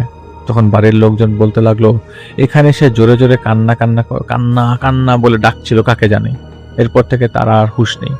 ফজরের নামাজের পর থেকে ওকে বাসায় নিয়ে আসা হয়, ফজরের নামাজ পর ওকে বাসায় নিয়ে আসা হয়। বটির ধার না থাকায় রক পর্যন্ত যায়নি, তবে কম আঘাত পায়নি। সে কয়েকটা কোপ দিয়েছে, সেগুলোর আঘাত সে নিজে নিজেই পেয়েছে। চোখগুলা গড়গড় চোখগুলা দিয়ে দেখছে এবং শব্দ করছে গড়গড় করে, আর রেফায়েত ভাইয়ের দিকে তাকিয়ে আছে। ওকে বাসার ভেতরে নেওয়া হলে আর কোনো শব্দ নেই। ওই দিনই সন্ধ্যায় পরের দিন সন্ধ্যায় রাতে রেফায়েত ভাই ওর রুমে যায়। রেফায়েত ভাই অনেকক্ষণ দোয়া পড়েন, কিন্তু কোনো সারা শব্দ নাই, কিছু বলছে না। রেফায়েত ভাইকে হঠাৎ সে বলে আমাকে শেষ করতে চায় আমার বোন। ভেতর থেকে কথা আসছে, হঠাৎ করে কথা বলে উঠলো। রেফায়েত ভাই সুস্থ হয়ে গেছে নাকি? আমাকে তাবিজও করেছে, ও আমার কাছে আসে না দেখেন, ও আমাকে ডেকে নিয়ে শ্মশানে একজনের সাথে পরিচয় করিয়ে দেয়। এরপর থেকে আমার আর কিছু মনে নেই। রিফাত ভাই চুপচাপ শুনছিলেন, এত ভালো করে বলছে যে রিফাত ভাই মনে হতে লাগলো মান্নান ব্যাক করেছে। ও বলতে লাগলো আমার বোন চায় না আমার স্ত্রী আমার সাথে থাকুক, এই বিয়ে হোক ও চাচ্ছিল না। আমার বাবা আমার সাথে ওর এক ধরনের এক দফা ঝগড়া চলছিল, এবং আমার এক আত্মীয় নিয়ে বিয়ে যাতে না হয় এই চেষ্টা করছিল। হঠাৎই আমার এরকম পরিবর্তন। আমি আমার স্ত্রীকে চাই, আমাকে বাঁচান। আমি যদি আমার স্ত্রীকে পাশে পাই তাহলে আমার আর প্রবলেম হবে না, কিন্তু ও তো আমাকে ছেড়ে দূরে চলে গেছে, আপনি নিয়ে আসেন না। রেফাত ভাই জিজ্ঞেস করে কত দূরে? সে বলে ওর বাবা ওকে নিয়ে গেছে। আপনি তো জানেন। রেফাত ভাই বলে আপনি বিশ্রাম করেন, আপনার সাথে পরে কথা হবে। আর রেফাত ভাই দেখছিলেন আসলেই তো বোনটা তো আসলে সামনে আসে না। এই বাসায় তো সবাই সামনে আসছে, কিন্তু বোনটাকে তো দেখা যায়নি ঠিক মতো আমার সামনে। তো 7-5 ভাবতে ভাবতে রেফাত ভাই বরাদ্দকৃত ঘরে চলে যায়। রেফাত ভাইয়ের সাথে এখন সেই এন্টিটি যে মান্নানের ভেতরে ঢুকেছে কথা বলছে না। বাড়ির লোকজন আর কিছু বলতে পারছিল না, কারণ সবার অবস্থা ভালো না। পরে আশেপাশের বয়স্ক মুরব্বী যারা আছে তারা সারাক্ষণ মান্নানের মায়ের সাথে কথা বলার চেষ্টা করছিল, তাকে সান্ত্বনা দেওয়ার চেষ্টা করছিল। তার সংসারটা জ্বলে পুড়ে ছারখার হয়ে যাচ্ছে, সবাই দেখে চেষ্টা করছিল, সান্ত্বনা দেওয়ার কোনো উপায় ছিল না। রেফাত ভাই জিজ্ঞেস করেন তার মা, বলে ওই মেয়েটাই চায় না আমার ছেলেটা ভালো থাকুক। এবার রেফাত ভাই ওই মান্নানের মা বলছে যে বউটা চায় না আমার ছেলেটা ভালো থাকুক। কি শুরু করলো? আপনি তো একবার দেখেছেন বিলাপ করতে বলেন, ও আর 3 বার ফাঁসি, বিলাপ করতে বলেন, এবং এর মধ্যে কিন্তু ওর আগেও 3 বার ফাঁসি হয়ে গেছিল। এটা মহিলা বিলাপ করছিল এই বউয়ের জন্য। বউটাকে নাকি দেখায় একদিন বলছিল এখন তুমি খুশি, এই বলে সে নাকি ফাঁস দিয়ে দিয়েছিল একবার। তো বউটাই আমার ছেলেটাকে শেষ করে দিচ্ছে, ওর সাথে ও সুখে নাই, এবং ও শেষ করে দিচ্ছে তাবিজ করে। তো আপনি কিভাবে জানেন ওনার বউ ওনাকে তাবিজ করে শেষ করেছে? তখন তার মা বলল এই মেয়েরে আমি একদিন দেখছি আগুন নিয়ে আমার ছেলের খাটের চারিপাশে ঘুরতেছিল, ওর বালিশের নিচে তাবিজ রাখছিল, ও ধরাও খাইছে, এখন তোমারে পাঠাইছে। আমার ছেলেটা শেষ, আর পামু না ওরে। তো রেফাত ভাই মহাবিপদে পড়লো। এদিকে কয়েকদিন যাবৎ রেফাত ভাই ওস্তাদদের ডাকছে, কিন্তু তারা ছিল না, কেউ আসছিল না। ওই বাড়িতে থাকা অবস্থায় 11তম দিনে রেফাত ভাই ঘুম থেকে উঠে দেখে সে কবরে শুয়ে আছে, আর কবরের চারিপাশে একই চেহারার 7 জন মানুষের ন্যায় কিন্তু ভাল্লুকের মতো দেহওয়ালা কিছু অবয়ব দাঁড়িয়ে আছে। তারা রেফাত ভাইয়ের শরীরে থুতু ফেলছে, থুতুগুলো রক্তের মতো বিশ্রী গন্ধওয়ালা। ফজরের আজান দেওয়ার ঠিক আগে তিনি এগুলি দেখছিলেন। সবাই একই স্বরে চিৎকার করে বলছিল কিরে ঘুম ভাঙে নাই? তোদের নামাজের সময় হয় নাই বেটা? আমার আসল রূপ দেখতে চেয়েছিলে না তুই নাকি আমাকে এক তুড়াই দিবি? আমার চেহারা মনে রাখার দরকার নাই, পারলে আমার মুখোশগুলা মনে রাখ। আমার নাম ফান্নার। জোরে হাসতে থাকে, হা হা হা হা করে হাসতে থাকে সবাই। রেফাত ভাইয়ের উপরে যারা ছিল তারা সবাই রেফাত ভাইয়ের উপর প্রস্রাব করে দেয়। রেফাত ভাইয়ের শরীর জ্বলতে থাকে। এর আগে শরীর চলছিল, ফজরের আজান দিতে ওনারা দেখেন একদম ভ্যানিশ। উনি পুকুর ঘাটে গোসল করে জমজমের পানিতে নিজেকে পবিত্র করে, খাওয়া দাওয়া করে জমজমের পানি খান এবং ওস্তাদদের স্মরণ করতে থাকেন। কিন্তু সেদিনও কোনো ধরনের ওস্তাদের সাপোর্ট, কোনো ধরনের ওস্তাদ আসছিল না। রিফাত ভাই মসজিদ থেকে এসে দেখেন মান্নান ফাঁসি নিয়েছে, আর তার শরীর ধরে আছে মান্নানের বাবা। ওর বাবা চিৎকার করে বলছে, ও কি সুস্থ হবে নাকি ওরে ঝুলাই দিব, আর না ধরি, ভাল লাগে না আর আমার ছেলেকে এখানে ওই অবস্থায়, মরুক, ও আমার শেষ করে ফেলতেছে, আমি মারা যাবো ওর চিন্তায়। আল্লাহর কাছে দোয়া করতে পারি না যে মইরা যাক, কিন্তু আপনি কিছু করবেন? রিফাত ভাই বলল, এই বেটা, তুই আমার উপর প্রস্তাব করেছিস, আমি কিছু করলে আর জীবনও প্রস্তাব করতে পারবি? রিফাত ভাই সূরা পড়ার সাথে সাথেই মাথা এদিক ওদিক করছে আর বলছে, হাসছে, হা হা হা, আমি ফান্নার রে রেফায়েত। এবং রেফায়েত বলছে যে ওর মার নাম নিয়ে, ওর মুখের ছেলে রেফায়েত। রেফায়েতের কথা বলে, তুই এই বাদ দে, আর বাজে কথা কন্টিনিউয়াসলি বলে যায়, এগুলা বাদ দে, আমার কাছে অন্য কিছু নিয়ে আয়। ওই দেখ আমার সৈন্য, তোর উপর তো মাত্র 7 জন প্রস্তাব করেছিল, ওরা যদি করে তাহলে তুই তো ভেসে যাবি।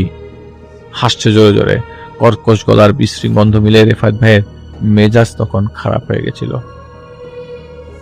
পরের দিন রেফাত ভাই আবারও ওস্তাদদের ডাকেন, কিন্তু কেউ আসছিল না। তখন ওস্তাদদের দরকার নাই বলে রেফাত ভাই কিছু রিচুয়াল পালন করতে যান একাই। কিন্তু কিসের কি? ফজরের 1 ঘন্টা আগে রেফাত ভাই ঘুম থেকে উঠে দেখেন মান্নানদের উঠোনে সে শুয়ে আছে। তার সামনে গোনা যাচ্ছে না কতজন, সবাই তার শরীরে প্রস্রাব করছে। রেফাত ভাই যেহেতু ঘুমিয়েছিল, উজু ছিল না, তাই তাকে এখানে নিয়ে আসা সহজ। আর আগের থেকেও পিঠে ব্যথা, এইবারও পিঠে ব্যথা করছিল, কারণ তাকে ছেঁচড়ে নিয়ে আসা হয়েছে এই জায়গাতে। রিফাত ভাইকে পানির পিক যেমন লাল রকম থুতু, সেরকম দাঁড়িয়ে শরীরে প্রস্রাব করছিল, মানে সেরকম পানির থুতু মারছিল, প্রস্রাব করছিল। পরে হঠাৎ করে মান্নানের বোন রিফাত ভাইকে শুয়ে থাকা অবস্থা দেখতে পায়। সে দৌড়ে এসে রিফাত ভাইকে ধরে, তাকে ধরে নিয়ে ওর রুমে রেখে আসে। রিফাত ভাই জিজ্ঞেস করে, আপনি এত রাতে কেন সজাগ? আপনারা অবাক হবেন শুনতে। সে বলে, প্রতিদিন রাতে আমি আমার নিজেকে প্রোটেকশনের জন্য দরজার পাশে, আমি খাটে বসে থাকি, আমি যেন সজাগ থাকি এবং আমি যেন চিৎকার করতে পারি, আমি ঘুমাই না। ও আমাকে নষ্ট করতে এসেছিল একবারই। এরপর থেকে আমি রুমে একজন হুজুর থেকে দোয়া পড়ে নিয়ে আসছিলাম, সেটা টাঙিয়ে রাখি, পরে প্রবলেম দেখি না। আর আমার রুমের পাশ দিয়েও আসে না, আর রুমটাকে পাক রাখি। আমার ভাই না পাক, ও শেষ, আমরা ওর মৃত্যু চাই। আপনি সামনে আসেন নাই কেন? তখন রেফাত ভাই জিজ্ঞেস করে। সে বলে, আমি জানি না কোন বিপদ আবার আসে, আমার ভাইকে 3-4 বার বাধা হয়েছে, সে সবকিছুই খুলে ফেলে। এত সহজে এত কঠিন বাঁধন কিভাবে খুলে ফেলে আমরা জানি না। অথচ সেই মান্নান কিন্তু বলেছে যে তার বোন তাকে ধ্বংস করছে, এই বিয়ে সে মেনে নিচ্ছিল না। রেফাতে বুঝে গেল ওর স্ত্রী আসলে কালপ্রিট। রিফাত ভাই দুপুরে রুম অন্ধকার করে 11টা মোমবাতি জ্বালিয়ে গোল দাগ দিয়ে পরবর্তী দিন বসে ওর সামনে। আর এদিকে একে একে 7 জন ওস্তাদ চলে আসে। হঠাৎ ওস্তাদের আসার পর ওকে সহজে বাধা যায়, ও বাঁধন খুলে ফেলবে এরকম অবস্থা। ওস্তাদের মধ্যে যিনি মারা গেছেন এবং সবচেয়ে পাওয়ারফুল, সে আসার পর, সে তখন বেঁচে ছিল, আসার পর ওর বিশাল সৈন্যবাহিনী দেখে ফেলে এবং ওর আসার পর নিয়ে আসে, এবং ওর সৈন্যবাহিনীর সাথে সাথে এই ওস্তাদের প্রায় 45 জনের সাথী আসে তার সাথে। এরা বাসার আশেপাশে থাকে। এবং এইখানে কাহিনী হচ্ছে যে রিফাত ভাইয়ের ওস্তাদরা এসে বলে যে ওর কিন্তু বিশাল সৈন্যবাহিনী এবং 45 জনের, এরা বাসার আশেপাশে থাকে, ওদের ধরতে হবে রাত 1টার পর। তখনই মান্নান থেকে আসছে ভিতর থেকে, শুনেন, ওরা আমাকে শেষ করে ফেলবে, আমি দেখেছি ওদের, ও আমার শরীরে এখন নাই, আমি কথা বলতে পারছি। রিফাত ভাই শুনছেন, রিফাত ভাই বুঝে গেছেন এই লোকের ভেতর ফান্নার আছে। তখন রিফাত ভাই বলেন, ফান্নারের নামে একটা কাগজে রক্ত দিয়ে লেখো, সেটা পুড়তে থাকবে আর ও জ্বলতে থাকবে, আসুক, ওর প্রস্তাব ছুটাবো। রিফাত ভাই পুরানো শুরু করলে নাকের সামনেই ধরতেই সে গালাগালি শুরু করে, এবং এমন ভাষা যা আসলে এখানে এরকম এপিসোডে বলা সম্ভব না। যাই হোক, রিফাত ভাইকে ইশারা দিল, ওস্তাদরা ইশারা দিয়ে থামতে বলল। রিফাত ভাই থামলো। ওস্তাদরা বলল, ওর পাপের অবস্থা খারাপ, ও বলবে একরকম, শোনাবে আর একরকম। ও বলবে কিভাবে এই সমস্যায় পড়লো। ফান্নারের নাম ভাঙিয়ে আসছে এই হারামখোর। ফান্নার আসলে খুব ভালো একজন জিন এবং খুব প্রসিদ্ধ জিন, ওর জগৎ আলাদা। এই জিন আসছে তিব্বত থেকে, ভাষা রপ্ত করেছে রাজশাহীতে এবং ফান্নারের কিছু পরিচিত লোকজনদের সাথে। সেই থেকে সেই ফান্নারের নাম চেনে। সে ফান্নারকে মানে সেই ফান্নারকে নিবে এরকম প্ল্যানিংও করে। ওকে যে পালতো সে মারা গেছে, ও ছাড়া পেয়েছে। মানে যাই হোক, এবার ও বলুক, না হলে পুরা কাগজ ওর নামে নিয়ে পুরাতে থাকো। ওকে বের করে ফেলতে পারলে মেরে ফেলবে। আর নাম লেখো কাগজে, ফান্নারের কাগজটা ফেলে দাও, লেখো জগন। ও পুরানো বাড়িতে ছিল, পুরানো বাড়িতেই থাকতো। ফান্নারের নামে পুরালে ও এখানে হাজির হবে। ওর কাছে আমরা চুনোপুটি। যদি কোনোভাবে ফান্নারের নাম পুরাই দাও, তাহলে ও আমাদের শেষ করে দিবে। 100 থেকে 500 ফান্নারকে কিচ্ছু করতে পারবে না। রেফাত ভাই রক্তে জগন নাম লিখে পুরাতে থাকে এবং ওই পুরানো থাকা অবস্থায় এক পর্যায়ে এই প্রথম মান্নান অজ্ঞান হয়ে পড়ে সাথে সাথেই। রেফাত ভাই বলেন কি ঘটনা কি? বলেন ঘটনা কি? আপনি না বললে আমরা বের করতে পারবো না। পরের দিন জ্ঞান ফেরে, বাড়ি পাক পবিত্র করা হয়। এদিকে মানুষজন তো অলরেডি জমে গেছে, এলাকার মানুষজন। মান্নানকে আড়াল করা হয়।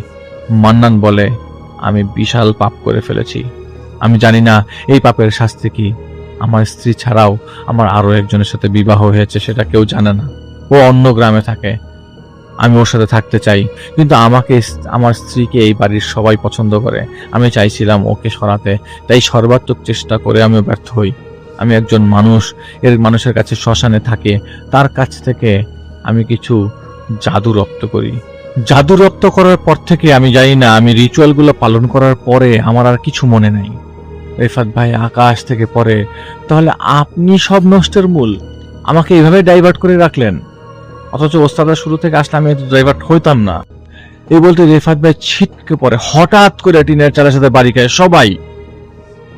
রেফাত ভাই আর ওস্তাদদের সামনে দাঁড়িয়ে আছে ফান্নার। ওস্তাদরা সবাই সালাম দিচ্ছে। ওস্তাদের এক একজন 50-60 ফিট দূরে যেয়ে পড়ে ফান্নার আসার পরে। এত শক্তি নিয়ে এসে ফান্নার আসে, শুধু ফান্নারের ভয়ে সবাই পিছিয়ে যায়। ফান্নারের নাম তখন নেওয়া হয়েছিল বিধায় ফান্নার চলে আসে। কাগজটা সামান্য পোড়ানোও হয়েছিল। ফান্নারের সামনে হাত জোর করে ওস্তাদ হতে সবচেয়ে পাওয়ারফুল যিনি, তিনি ওকে বুঝাতে থাকেন একটা ভাষায়। একটা সময় ফান্নার রাজি হয় চলে যেতে। তুড়ি মারার সাথে সাথেই মাংস চাপ দিলে যেরকম ছিন্ন ভিন্ন হয়ে যায়, ছোট মাংস, ফর এক্সাম্পল কোনো বেলুনের ভিতরে যদি লিকুইড রক্ত ঢুকানো হয় এবং সেটা চাপ দেওয়ার পরে যখন স্প্ল্যাশ করে রক্তে, সেরকম ছিন্ন ভিন্ন হয়ে স্প্ল্যাশ করছে চারিপাশে, এরকম শব্দ আসছে। ফান্নার চলে যায়, জগনকে ছিন্ন ভিন্ন করে চলে যায়। পুরো বাড়িতে তাবিজ পুঁতেছিল মান্নান, জগন পুঁতিয়েছিল। যা খারাপ কাজ করার সে মান্নানকে দিয়ে করিয়েছে। দিন শেষে কিছু তাবিজ পাওয়া যায় বাড়ির উঠোনের মাঝখানে, মাঝ বরাবর। রেফাত ভাই মান্নানকে আর কি বলবেন, সেটার ভাষা নাই। কিন্তু মান্নানের স্ত্রীকে বলেছেন, আপনি আর ওই বাড়িতে না গেলেই হবে। এই আজ জাদুটনার সাহায্য নিয়েছে, কাল অন্য কিছু দিয়ে সে জাদু করবে। ওনাকে ওনার মতো থাকতে দিন।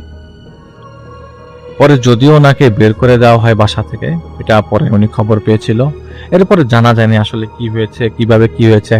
হয়তো এখন কি অবস্থায় আছে সেটাও রেফাত ভাই জানেন না।